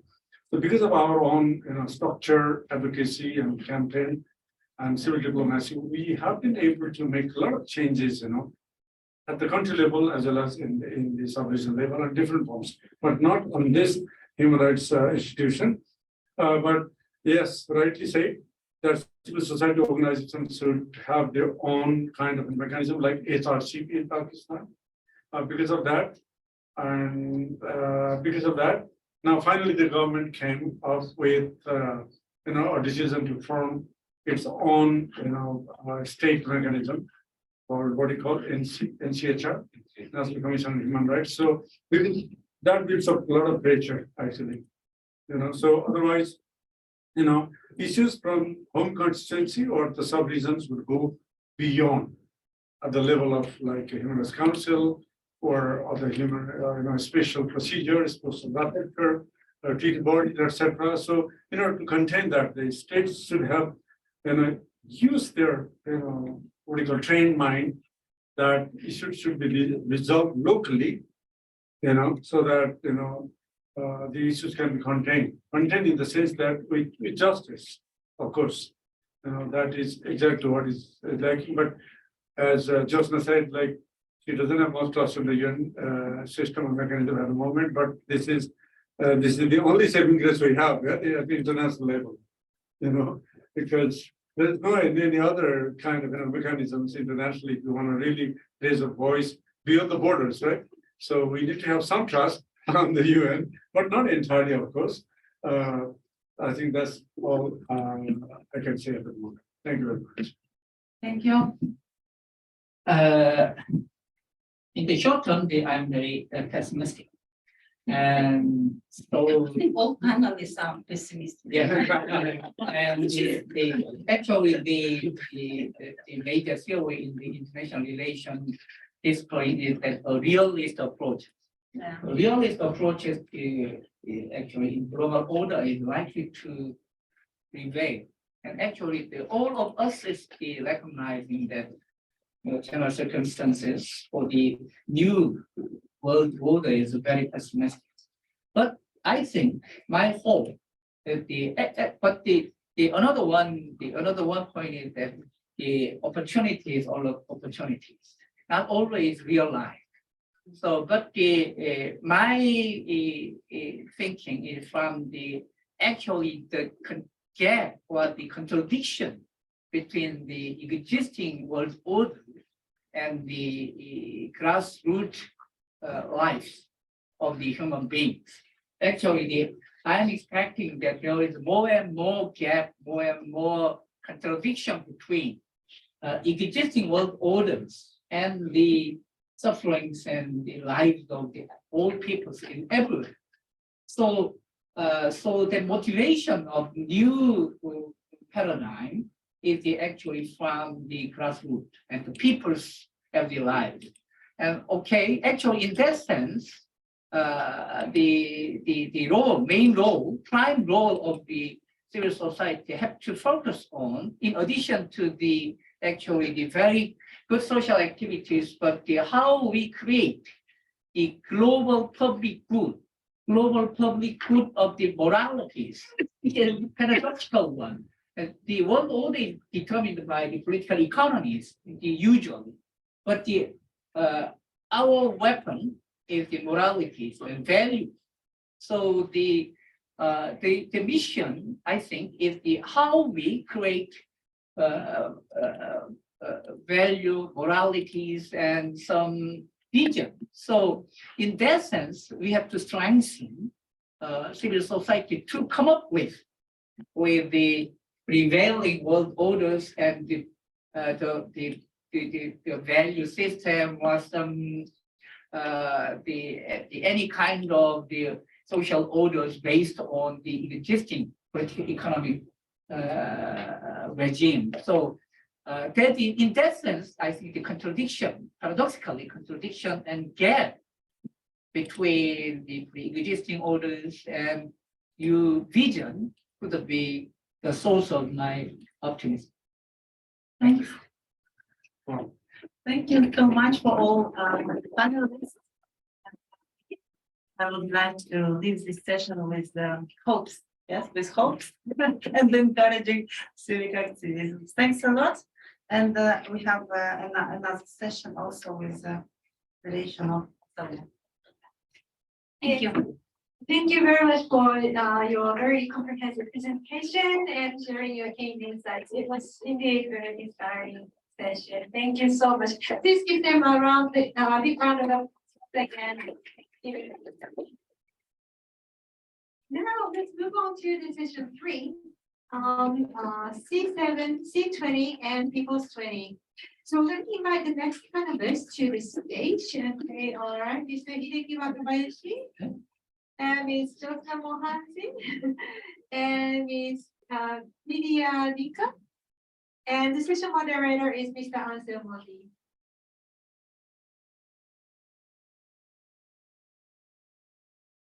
We have two speakers, right? We have two speakers. Two, and Vidya Moshidi. The one online. Vidya, yes, Vidya will join us online today. Hey, Vidya, are you ready? You are in New Delhi, right? Always ready. Hey. But I'm just wondering, everyone's been sitting down for so long. Do they want a break or for 2-3 minutes, or should we just begin? Have a 2 minutes break for stretch. Okay. Okay. You can do the massage your neighbor. The massage, brain massage. Okay. 1, 2. All right, good. Are you ready for this is the last session, right? Okay. Okay, welcome to session 3. A lot of acronyms: C7, C20, People's 20, or PP20. Because this reminds me of, the 30 years ago, there was a very interesting program in Japan, PP21. Have you heard of PP21? No? It was in 1989. There was a meeting, People's Plan for 21st Century. This was the initiation of the Asian civil society and social movement in 1989. Mainly by the Japanese group, PAC that time, Pacific Asia Research Center, together with the many Japanese social movement. There were about several hundred people. So at that time, I was very young, 20 years. So I came to attend the meeting. We start from Tokyo, Hiroshima, and all the way to the Minamata. And then the movement continued. After that, Bangkok and in Southeast Asia, and then South Asia. But unfortunately, the PP21 did not continue beyond 21st century. It stopped before 21st century. The name was PP21. Maybe it's too early. Then the split continued in the name of World Social Forum globally. So in a way, the Asia group, we are very advanced that time. So that means almost 10 years before the new century, we started, especially with the initiative Japanese social movement. I want to highlight once again. Of course, context has completely changed, but now, 4 years ago, we started Tokyo Democracy Forum at the margin of the T20 summit. Here we continue the Democracy Forum and then C7 summit. That's why I want to highlight the role of the Japanese civil society, especially beyond Japan, the Asia, together with the many partners. So I'm extremely happy to introduce 3 speakers. First one, Hideki Wakabayashi from JANIC. He will introduce C7. And then Jyotsna from C20. So Jyotsna is one of the working group coordinators on SDG 16 civic space, which is very innovative but very challenging. And then third one is Vidya Dika from India Social Action Forum about the People's 20, which is a new, very new. I'm also the one of the conveners together with Aoi, and then Hideki as the international advisor. So this also division of labor among civil society, those who engage the C20, those who engage the P20, some engage both, right? Or disengage, also another option. So it'll be complicated. So we are going to have 3 speakers to first introduce your own activities, at the same time, how we can use this platform to achieve something common. Okay, so that's what we are going to do. Okay, let me begin with Hideki, the C7. So you have about 10 minutes, please. Because I prepare my slides just in case I mean. Oh, okay. Okay. please. Okay, thank you very much for your introduction. Let me begin with the history of G7. And G7 was created 1974-5. It's been almost half century. Started with 6 countries, then Canada added afterward. Then 2000, something like early 2004, something like this, Russia joined, became a G8. And of course, Russia was disqualified to be a G7 country because of the Ukraine invasion. Crimea Peninsula was annexed by Russia at that time. It's a long time ago. Then the proportion of the economic power has been declining. Once 2000, I think like 67% of the total whole economy is G7. Now 45% declining. That's why G20 was created.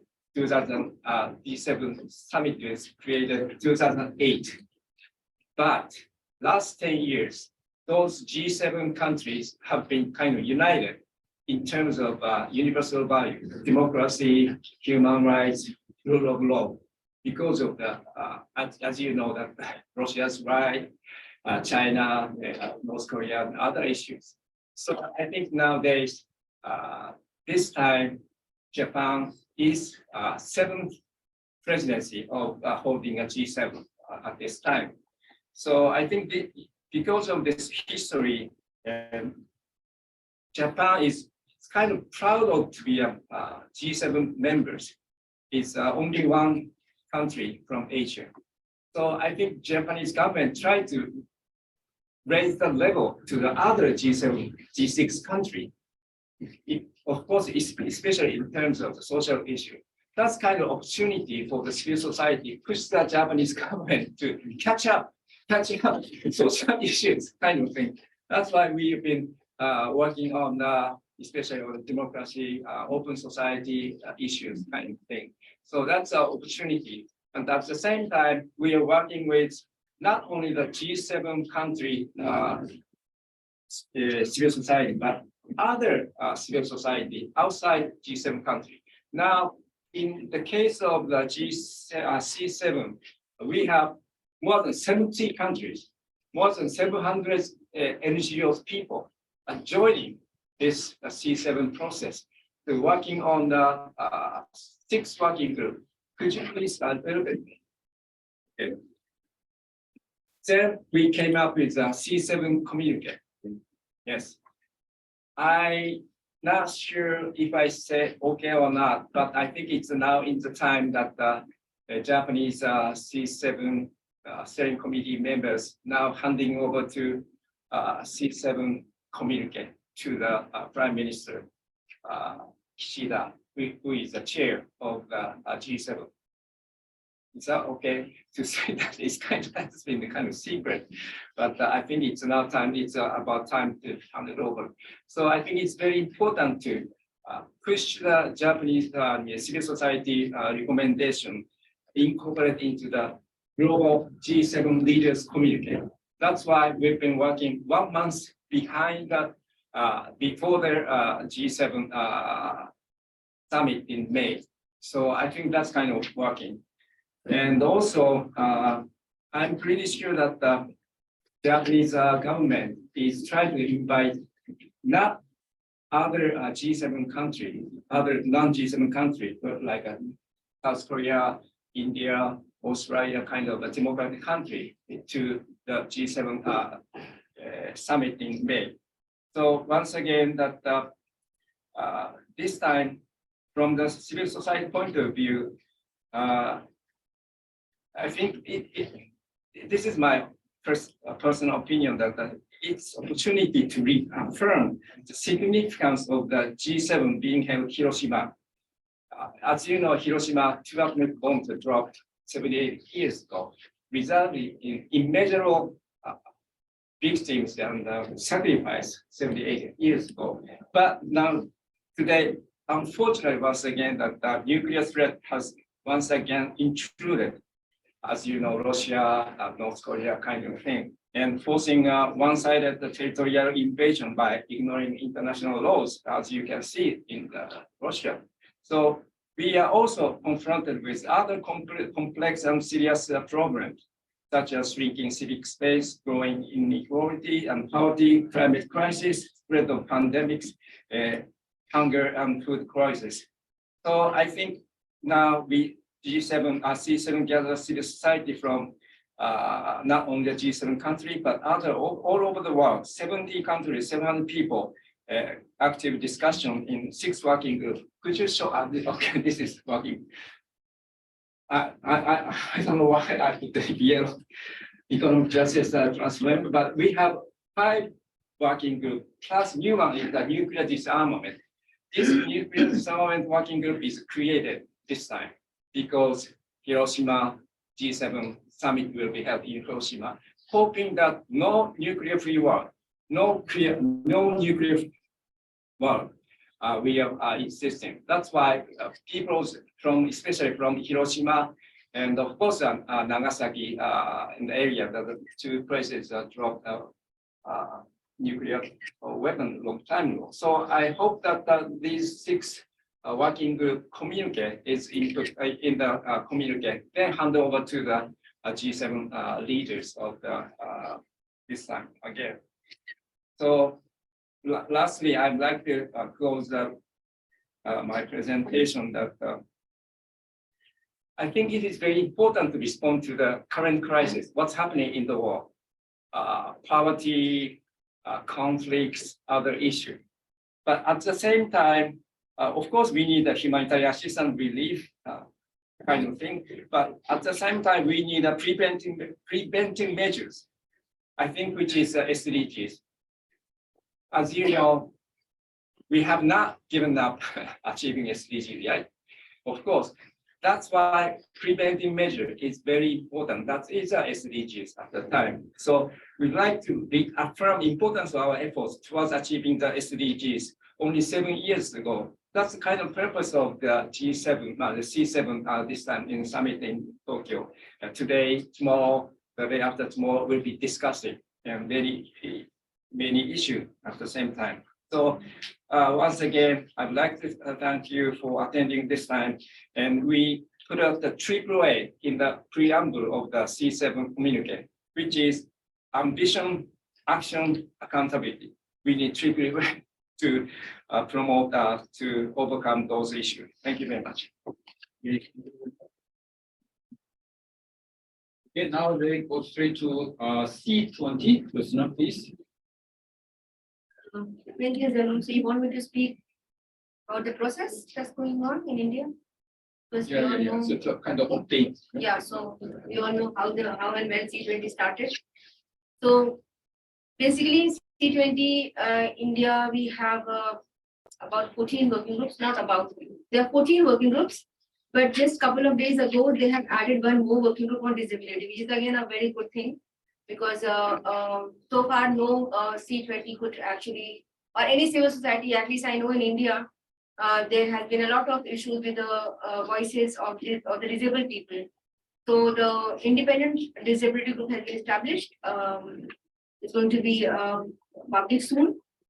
Now, what we see in the C20 so far that we have, I'm part of the International Advisory Committee, IAC, and also we also proposed a working group on SDG 16+ and civic space. So they accepted it, although as Zanul said, it's not easy to work on that because there's been many, we prepared the concept note and then when it was circulated with the civil society, they completely changed the whole thing. I mean, so we have to actually fight it out again.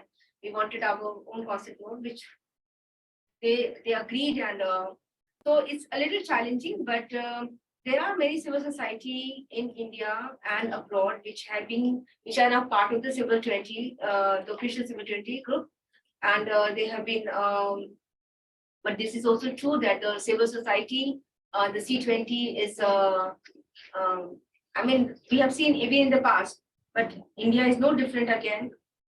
But where it was publicly announced that Mata Mitanand is going to be the chair. She's the chair of C20, and RNP, can't remember the full name, but RMG is Rambhav Malgi, Prabodhini is the secretariat of the C20. Apart from, there are two more organizations called M Satsang and Vivekanand Group. So there are four kind of hosts of the C20 India. And we had the inception meeting of C20 in Nagpur in 21st and 22nd of March, and which was attended by the civil society from 26 countries. About 200 participants they were part of this. So it was a good deliberation. There were discussions on various issues of the C20, the working groups. Some of the working groups that has been formed, I think one of the highest so far in the C20. They have the working group on integrated holistic health, mind, body, and environment, sustainable and resilient communities, climate, environment, and net zero target, education and digital transformation, gender equality, and disability. Now, disability has become a new group. Lifestyle and environment, preservation and conservation of traditional arts, craft, and culture, human rights as human values, revival of river and water management, sense of service, philanthropy, and volunteerism. Vasudhaiva Kutumbakam, world is one family, diversity, inclusion, mutual respect, SDG 16 plus, and promoting civic space and delivering democracy, retrospect and prospect, and the group on disability, and they have a committee, working committee on finance. So just to follow the finance track of the SDGs, sorry, of the G20, sorry, from SDG to G20. So these we have a regular steering committee meeting. Last night also we had the steering committee meeting, and something I wanted to what we discussed last night. I told them I'm going to discuss tomorrow. So there was a discussion on how to assure a coherence between the C7 and the G7, and the C7 and the C20.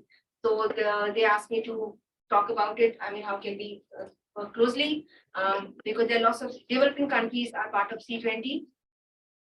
Yeah, and the C20 summit will be organized in the last week of July, which is 30th and 31st of July in Jaipur. So yeah, there has been lots of issues and challenges to work, because but I know some of the colleagues were part of the C20 before. They have also been able to join.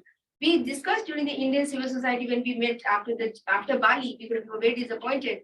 We discussed how do we get engaged. Some of us were invited or were we were part of C20, but some of us could not get part of it, could not be part of it. So it was decided to work on the inside-outside approach, and we are kind of following that inside-outside approach. Yeah, that's all I can say for record. For offline, you can talk to me. Yeah. Okay, thank you very much, Jyotsna. Let's go to now the Vidya Dinka about the People's 20 from New Delhi online. Vidya, are you ready? Vidya? Yes. Okay. Hi. So shall I dive right in? So first of all, I must apologize for not being there. Such a wonderful room full of people who think like us. Jyotsna, of course, who's a friend. And I'm sorry I couldn't make it, but I'm happy to at least join online.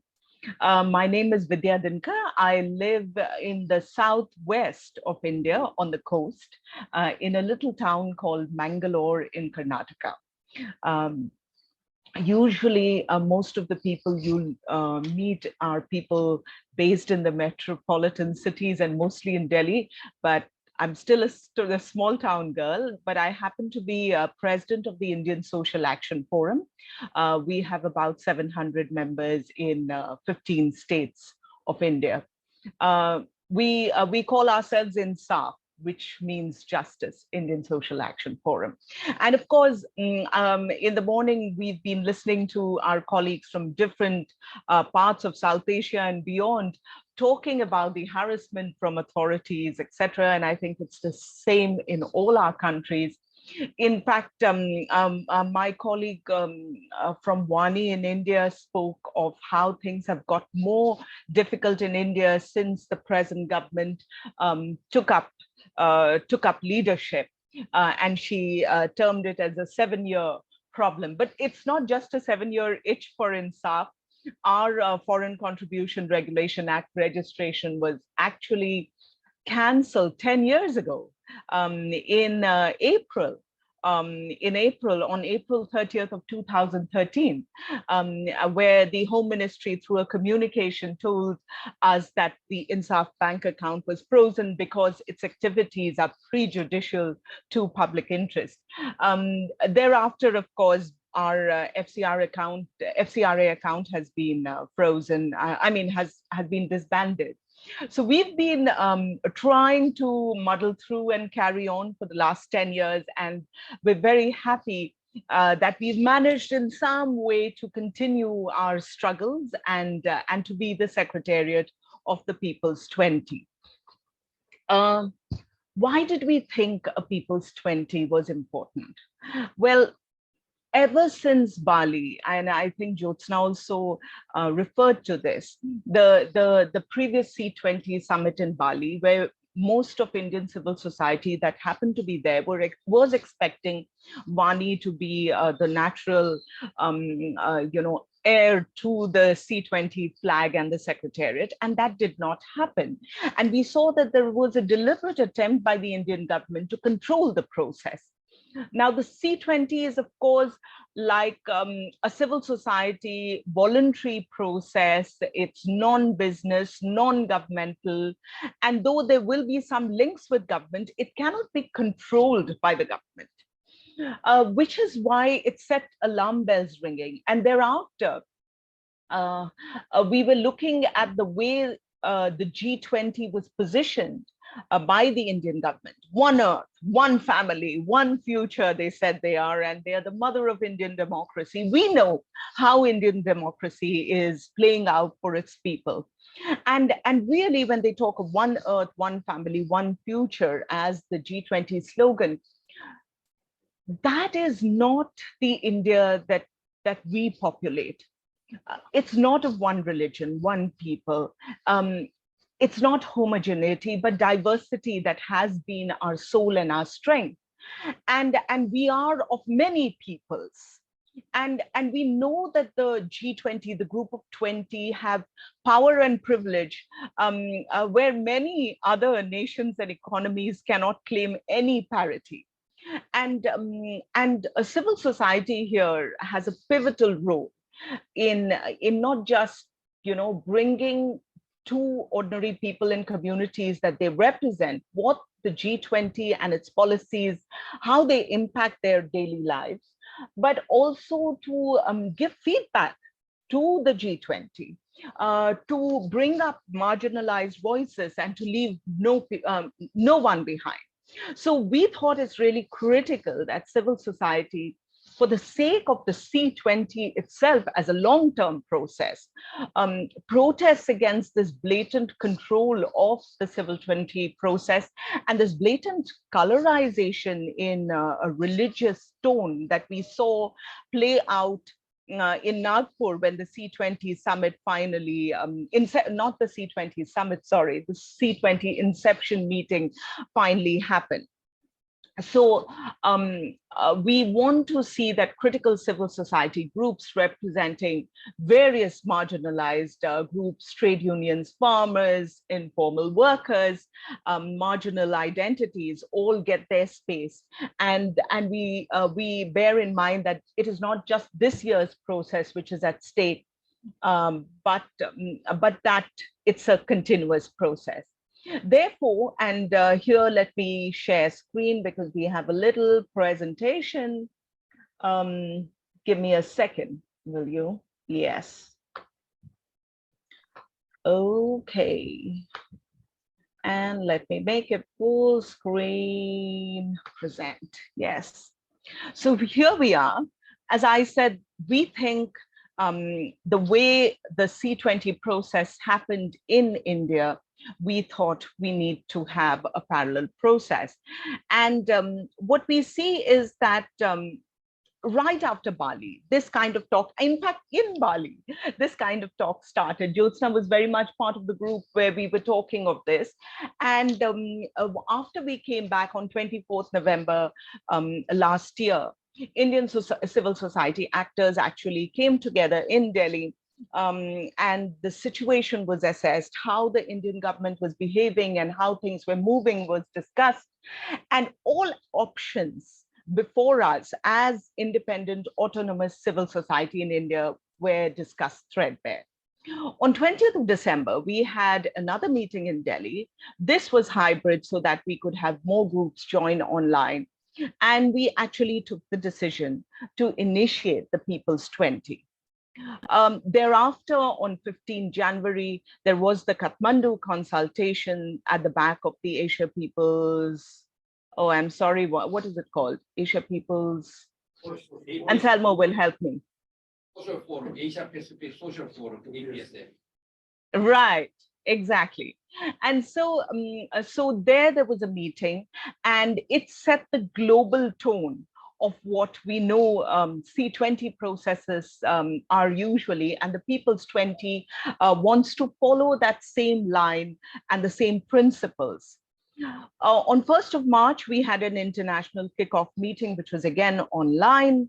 On 22nd March last, we had a New Delhi meeting, again hybrid, and a lot of working group coordinators, etc., joined us. It was a very happening meeting. On 28th March, Bangkok was the next meeting, like today. What is the People's 20? It's a global network. It's where civil society voluntarily engages in the G20 process, and it advocates people's concerns and rights. Remember that we are seeing that the C20 in India and its groups follows a certain a thing where they're talking of Indian culture, they're talking of duties before rights, but we know that when it is people's concerns, human rights, people's rights, that is at the forefront, especially due to the fact that we're just, I mean, not completely out of the multiple global crises that we face together and the challenges that both G20 country citizens and non-G20 country citizens are facing today. And we think that our mandate comes from that. We intend to bring in diverse voices and in an autonomous, consistent, sustainable manner in line with this C20 Charter of Principles adopted right there in Japan when the C20 was with you in 2019. We, of course, want to hold the G20 more accountable, not just to existing international agreements and commitments, but also to the rights and aspirations of citizens of G20 and non-G20 countries alike, because remember, the influence and the economic power of the G20 far outreaches its boundaries and affects the whole world. We are open to all civil society actors who agree to the C20 principles and aim and are willing to voluntarily participate and contribute to the work of the People's 20. Our principles, what are they? They are the Osaka principles that were hammered out by many of you together. Global character, transparency, independence, collaboration, inclusiveness, continuity, and predictability, together with the underlying theme of human rights, gender equality, and women's empowerment being the most important cross-cutting commitment. We have 6 conveners as of now, and I think it will stay at that. We have Annie Namala from India, who's from Vada No Todo Abhiyan and GCAP India, and Salmo Lee, who's sitting there right with you from the Asia Civil Society Partnership for Sustainable Development, SDGs, from South Korea and MICTA. We have Aoi, who's also, I'm sure, in the room from JANIC, and of course, he's from the C7 host Japan. Francesco Orelli from the Global Call to Action Against Poverty, Italy. Netra Timsina from the LDC Watch, Nepal. and myself, Vidya Dinkar, from the Indian Social Action Forum. We have a host of international advisors. We have 10 thematic working groups. I'm sorry, my screen seems to be somehow squished and you're not seeing the numbers, but there are 10 thematic working groups with thematic leads and working group coordinators in place. There are subgroups to each of these groups so that we leave no one behind and no one's voice is left out. What is the timeline we are looking at? As you know, the G20 handed over from Indonesia to India in December. And by the end of December, the C20 was also handed over to the groups that Jyotsna mentioned. We've had several consultation meetings to build this kind of constituency that we now occupy of the People's 20 through January, February, and even March. The virtual kickoff meeting of the People's 20 was 1st of March. We had various in-person consultation meetings, as I told you. And of course, now we are having the in-person consultation meeting during the C7 summit in Tokyo and Hiroshima, thanks to JANIC. All of April, all of this month, we are taking in inputs for the draft declaration and thematic group recommendations to go into the policy pack that we will send not just to the C20, but to the G20. Jyotsna had mentioned in her presentation just earlier that Indian civil society, when they were talking about how C20 is going, they had decided on an inside-outside strategy. That is the strategy that the People's 20 has been pushing ever since the decision on 20th of December 2022, which is why Jyotsna and other friends are inside. We are on the outside, but we will continue to engage in a very positive and complementary manner with the C20 and with the G20 processes. On May 3rd, we hope to have another in-person consultation meeting on the sides of the ADB annual meeting in Incheon in South Korea. There's another in-person consultation meeting to bring everything together in Bangkok. And on June 30th will be the adoption of the declaration and policy recommendations, which means the policy pack will come into all your inboxes. Jyotsna mentioned that the C20 summit will be in Jaipur in India on July 30th, 31st. Just before that, 2 days before that, will be the People's 20 summit in New Delhi. So please, all of you international participants in the People's 20 and the C20, please come in 3 days earlier to July 30th and participate in the People's 20 summit in New Delhi. September 9-10 will be the official G20 summit, rather early, and by December 1st, of course, is the handing over of the G20 chair from India to Brazil for the next year. There you go. Let me stop screen share.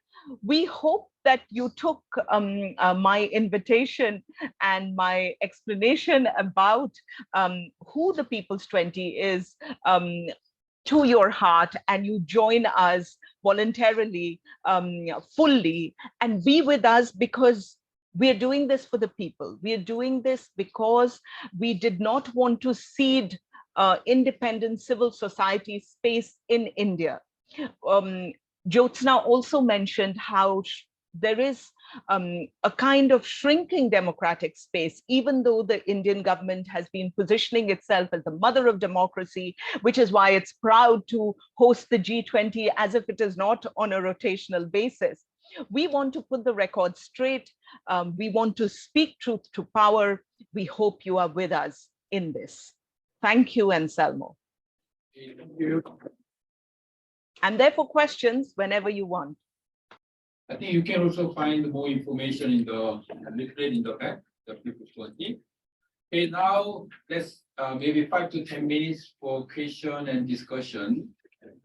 Instead of the individual, the C7, C20, People's 20, I think the main point is how we can work together. So we belong to, because C7 open to G7 and non-G7 countries, right? And the C20 and also People's 20 both, So we are always serious about the inclusive, because especially the G7 and the G20 countries, they are more accountable, they are accountable, they are responsible for global challenges, right? So in that sense, I think as we see here, some of you are from G7, G20, non-G20, it's important to work together, in spite of some differences. As you said, inside, outside, we have a common goal. So any question or comment or suggestion, that means how many hands? 1, 2, 3. Wow, regular. Beautifully. Yeah, sure. I just want to pick from what you were saying. I don't know, is there any mechanism for C7, G7, and the World Social Forum, and there are so many other, global forums. So we do not, and in every forum we have been actually discussing the similar challenges that we have been facing. One, the second is that the communiques are also, endorsing and enforcing the previous communique, and every time we come up with the similar kind of language, in fact. So is there any global or regional body to actually help develop a connectedness among all these mechanisms? Okay, very good question. Thank you. Thank you, Anselmo. My question is all of you very interesting presentation. However, how people's react, is it the understanding level only the civil society, or it goes to towards the peoples also? That is, and the second is how the media responds on C20 or C7 or P20. So what is the journalist response on that? So I have to know from C20 and P20 especially, because recently going on.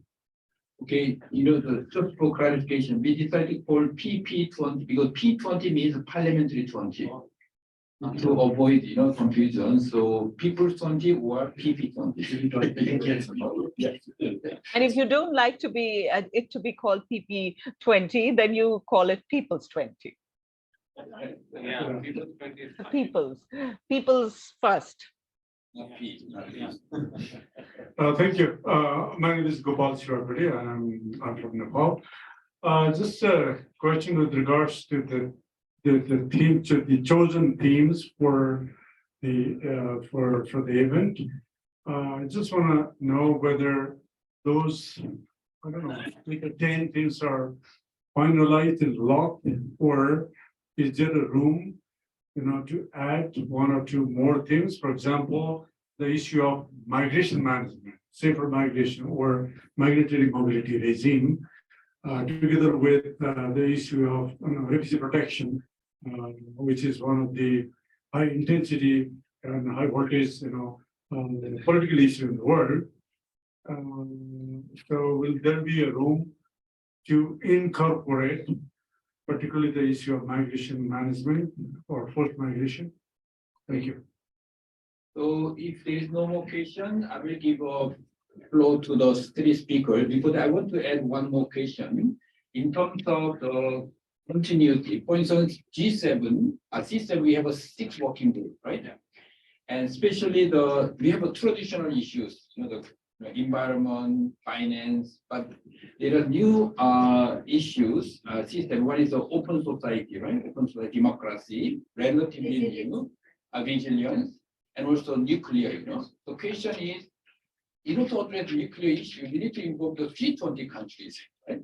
Because India also nuclear country, so how we can continue, the C7 advocacy work beyond G7, that's my question. And particularly, if you remember G7, this is the last year one, and then the 2021 G7, so they issued the open society statement, which is a very, very important landmark document. This is a commitment G7 country. Of course, I don't think we can bring that into G20, because some, the members, they will oppose, So nevertheless, how we can bring that into the G20, democracy, resilience, and also nuclear issue, peace, security. although the G7, G20 was not about security, it's not about democracy. They start with the economic issue, economic crisis. But nevertheless, summit means head of state, they can decide whatever they want. So there's a lot of new issues coming in. And so my question again, how the agenda we are discussing here today, this afternoon, beyond the G7, through the C20, through the P20. That's my question. Okay, so who wants to answer this question? Anselmo. Anselmo. Harsh. Oh, sorry, Harsh. I think you should not have. You are out of sight, out of mind. Huh? I'm so sorry. No, I wanted to raise one issue. See, the thing is, we discussed like this that earlier there was G7, the 7 most powerful countries, they created G7. Then when they started, they felt the need of addressing their agenda, they formed G20, right? The civil society organizes itself around existing structures, somehow I can say conditioned to the formations of the powerful countries. But what about, there are how many countries are there in the world today? If anyone can tell? 200 approximate? Yeah. So can't we think of forming a group? We can call it C100, 200 or P200, which represents the global civil society, independent and irrespective of formations like SARC, ASEAN, or G20 or C20 or G7, something like independent, because you see, we are, we have to think out of the mind, bringing all the civil society together under one framework. Our framework fluctuates. This is my just thinking aloud and looking for your opinion on this. Okay, thank you very much. Okay, this is a harsh comment in the question. So please summarize the question once again for speakers. Number 1 question was how to coordinate among existing initiatives. They are here and there, but somehow we are dealing with the similar issues, right? How can you, and also we produce every year beautiful documents. How much is really implemented? Are we seriously monitoring and engaging? That's a question. And then what about people's movement and also media? And then lastly, there is a refugee and migration issue in the 10 working groups of P20. And then the harsh question, again, how to improve, coordination, effectiveness of our advocacy. By the way, as you know, the harsh is the executive director of the BANI, which is a national platform, member of ADA. And the harsh, we were together in Moscow, 2013. When C20 was officially institutionalized, very surprisingly by Putin. And then we continue this C20 process officially. Official means appointed by the hosting government. That's the meaning of institutionalization. Before that, we organized ourselves freely, starting from 2010. So 2010, when this summit, South Korea, I was the chair. That time, the GCAP played a key role, because GCAP came as an international, so a lot of GCAP members together, So I think that's the role of international NGO, like a GCAP, to ensure the continuity and the coordination. But somehow we lost that, because every rotation, every year we have to start again. So now it's time to think, how we can improve coordination in terms of continuity. This is one of the questions raised by Harsh. And okay, so let's give Josna, you want to answer some of the questions first? Or the Hideki first, yes. She said, let's begin with the C7. C7 and then. I think you're throwing a difficult question, which has been asked so many times, but still thinking that what kind of answer I should take. But every year, the environment is changing. Since the last German C7, we look at the recommendation, communicate, then discuss based on the current issue, then made a lot of changes. For example, in terms of business human rights and economic issues. So actually it's not same, but it's just changing. But we need to implement. the purpose of creating C communique is not to create a C implementation, right? So C7, G7, C20, G20 is just opportunity to discuss, then implement how we could work together to implement those recommendations. That's most important. So I think it's resources very limited. That's another important challenge for us. So our challenge is for JANIC, along with SDGs Japan, co-organizer of the C7 is extend one term, one year term, then hand it over to like a bottom to the next, which is Italy and Brazil, C20, G20 next year. So how we can connect together to continuously work those issues and probably, hand over button to the next CSO, then work together. Yes, and of course we support. Now C7 is over, we get involved in C20, People's 20 more, based on our experience working on the C7 summit. So I'm not sure if I answered your question, but it's very tough, and we do our best to do. And the migration issue, we have already included in the economic working group communique. So, for example, immigrant workers problem is very severely damaged. So we put in communique. Please look at the communique. In the migration issue is kind of included already. But always raise your new question to the G7 summit panel discussion from tomorrow and tomorrow. Then we'll discuss again. But it's a communique is already determined and found. Then printed matters and then hand over to the all of it. You can access from tomorrow. So I think it's all the time discussing new issue, up to date. What can we do to implement those recommendations? That's kind of my comment that I could do at the moment. Please, okay, just enough, please. What do I answer? Okay, so yeah, there are various such platforms, the G20s or C20s, C7 or SDGs, HLTF, South-South Cooperation Breaks. There are so many, and our coherence. So I don't know about any regional mechanism, at least at regional level, where it is kind of coordinating everything. But I know WSF Social Forum is there, but that's also that actually talks about the whole independent civil society all over the globe.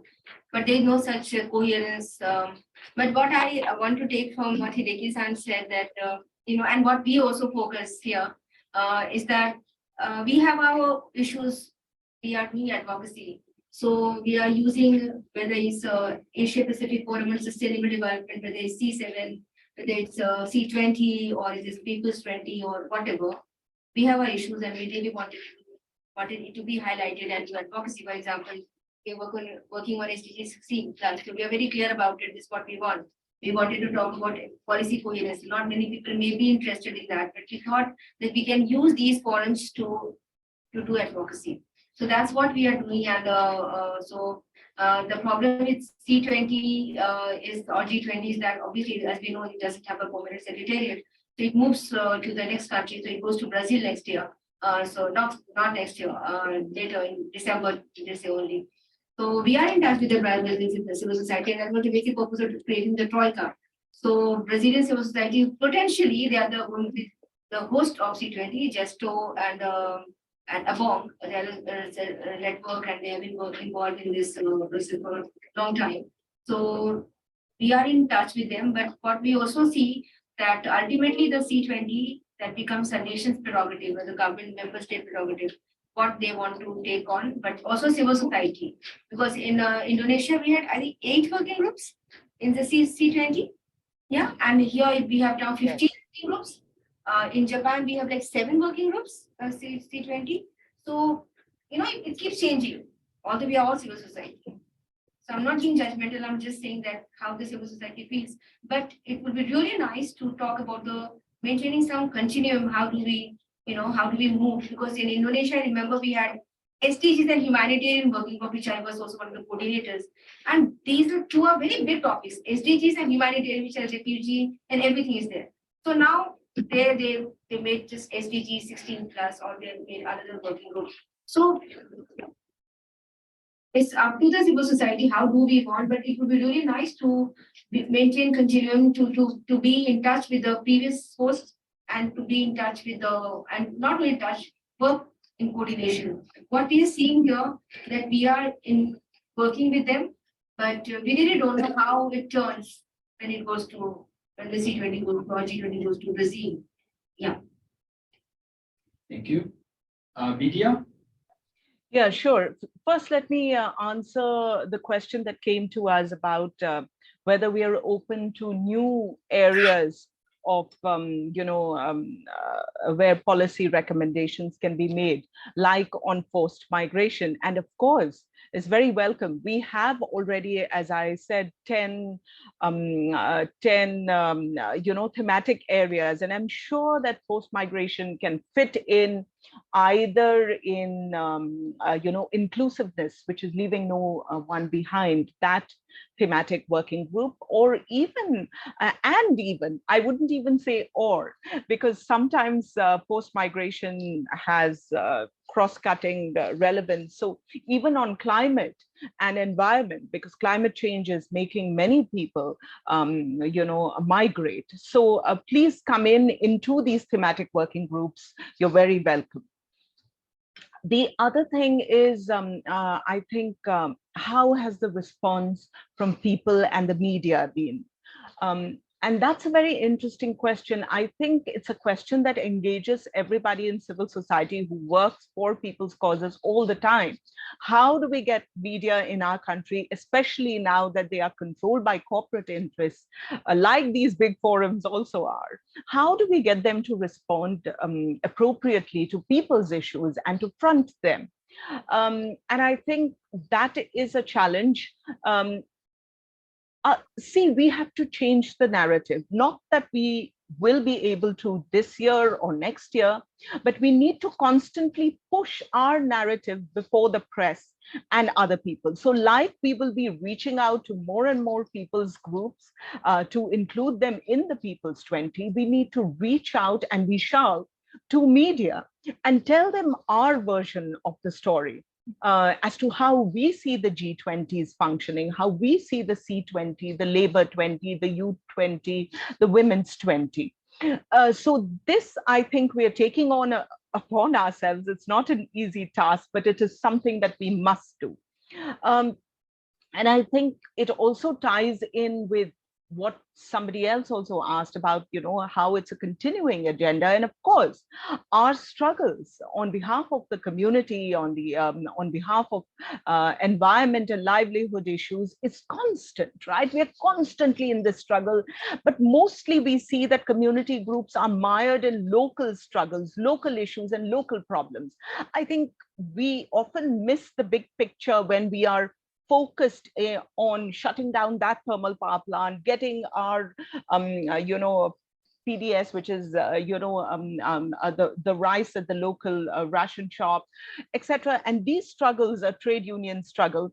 We miss the big picture, how G20, how G7 controls our daily lives in so many ways, how many strings they hold. And I think this is a great opportunity. Like one of our other panelists said, it's a great opportunity to educate, to mobilize, to advocate our concerns, and to expand and to get more people to see our point of view. And therefore, I think that every opportunity that opens up, whether it's the C7, whether it's the World Social Forum, whether it's an APSD convening, whether it is the C20 or the G20, we shall be there. We shall push the envelope, because that is what we've taken upon ourselves. Nobody has come and told us to do it, but because we have chosen to be the outliers, to be the ones that question authority, to hold people accountable, I think we need to be there, and we shall show up. And therefore, as the first person question, any mechanism is good. What Harsh suggested is a good ploy. We can use that. And I think little mobilizations around events are also important so that, for example, the media can pick it up because it's topical, there's a news peg, etc. So I think any mobilization, any chance to get together, to convene and to push the envelope under any pretext, let us take. Okay, thank you. Yeah, just one last comment, which is nuclear-free world, and we created nuclear-free world in MENA nuclear disarmament working group, and Japan is protected by the umbrella of the nuclear power with the United States. But at the same time, we could insist that this is what we need: no nuclear weapon free world. That's, I think, we can, civil society, we can insist that, even though we are facing the reality of international politics, security issue, at the same time, what we want to do for the future. But still, two-way track is very important. One-way track, especially civil society roles, to push no nuclear weapon. I think even President Obama insisted no, nuclear-free world. But at the same time, I think it's it's the only country that actually Hiroshima and Nagasaki atomic bombs dropped in Nagasaki. I think this is kind of a reality at the same time, but this is kind of a asset for Japanese civil society that we could insist work together, other civil society, no nuclear free war, no nuclear war. Thank you. Okay, thank you very much. Before we end, let me give you some additional information. Number one is, I really want to highlight, sometimes we forget what we have achieved. This Osaka 8 principle, 2019, that time we were already concerned about the G20 summit in Saudi Arabia. That's why we discussed a lot, let's set the principle, whether it's a Saudi Arabia, any other country, but Saudi Arabia, because of COVID-19, there was no, your face meeting somehow. But I didn't expect to be facing problem in India, which is a matter of democracy, So this is a big lesson, for us, because the Bani was one of the key organizations, in this process, but Bani is not engaging in this, the G20 process. Hopefully, we can recover from next year, the Brazil, so that we can really fully, the respect, these Osaka principles. I want to, if you are not familiar, please read once again, So as a guiding principle for our, whether it's a P20 or, people 20, you can see them also, right? This is one. The other one is, as Vidya said, the P20 can be the link to World Social Forum. That's why we are having meeting, a lot of back-to-back, because we don't have a big budget, so maximizing all the opportunities in Bangkok with the UNESCO meeting, the ADB meeting next month, and also New York HLPF, and also World Social Forum group, trying to, the link, that's the purpose of People's 20, and also People 20 is not only the C20, People 20, we need to engage other engagement groups. We have a Y20, Youth 20, Women 20, Think 20, many others, So we need to move beyond, narrow, the C20, the scope. That's a purpose of this. So thank you very much once again for all your contribution. So let's continue to build the solidarity and then coalition so that we can achieve, our common goal together. Once again, thank you. Thank you. Thank you. And I'm really sorry I couldn't be there. I hope next time. Yeah. Bye. Thank you very much for a wonderful session. Actually, coordination is always a big challenge for us, but the unity of the society, actually creates so many possibilities and to change our society. And that is the fascinating part of this society and what we are all proud of. Okay, thank you so much. Now please give them a big round of applause once again. Now it is almost the end of this session, and I'd like to invite Ms. Megumi Mizusawa, the Executive Director of JANIC, to make a closing speech. Ms. Mizusawa, please.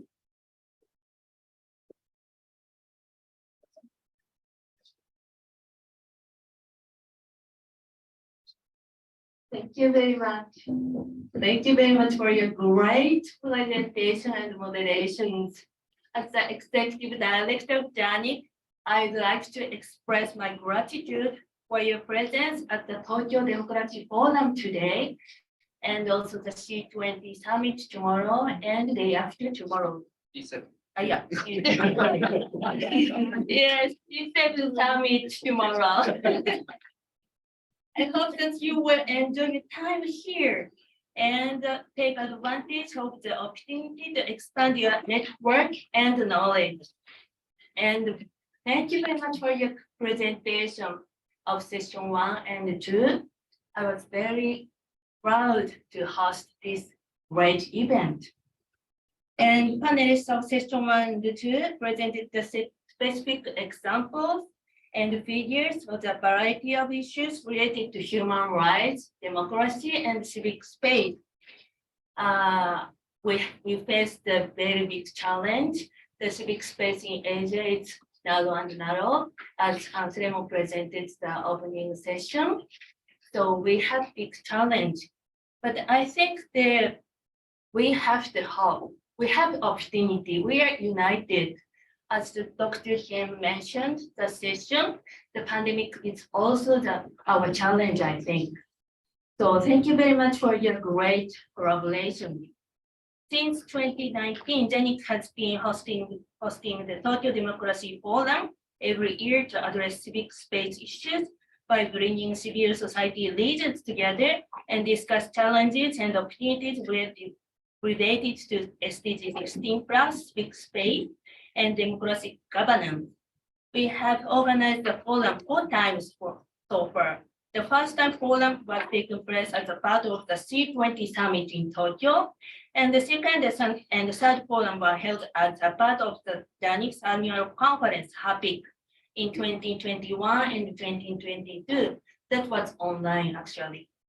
And we are proud to be the part of the other similar initiatives of the world, such as the Democracy Forum in Busan, Ulaanbaatar, and Kathmandu, as well as the Asia-Africa Democracy Forum organized the Asia Development Network, ADM, and the Community of Democracies, COD. As we have discussed, we face critical situations such as the crisis of democracy, shrinking civic space, and wealth disparity, which has worsened due to the pandemic, especially the most vulnerable. As civil society organizations, our biggest challenge is to respond to these issues, which is not easy task. As CSOs, our biggest advantage lies our ability to collaborate and learn from one another across borders. Even in countries with opposing political views, we can unite. Actually, Congo is a member of Poland, right? And the Chinese NGOs visited JANIC in this year too. We can collaborate together, and this is the very big advantage for civic space and our civil society organizations. And finally, I would like to thank once again today's wonderful speakers and moderators for providing very informative and inspiring sessions. I also hope that our fruitful discussion at the Tokyo Democracy Forum today and the C7 Summit starting tomorrow will provide the base for the future discussions at the G20 Summit in India and People's 20. Thank you very much.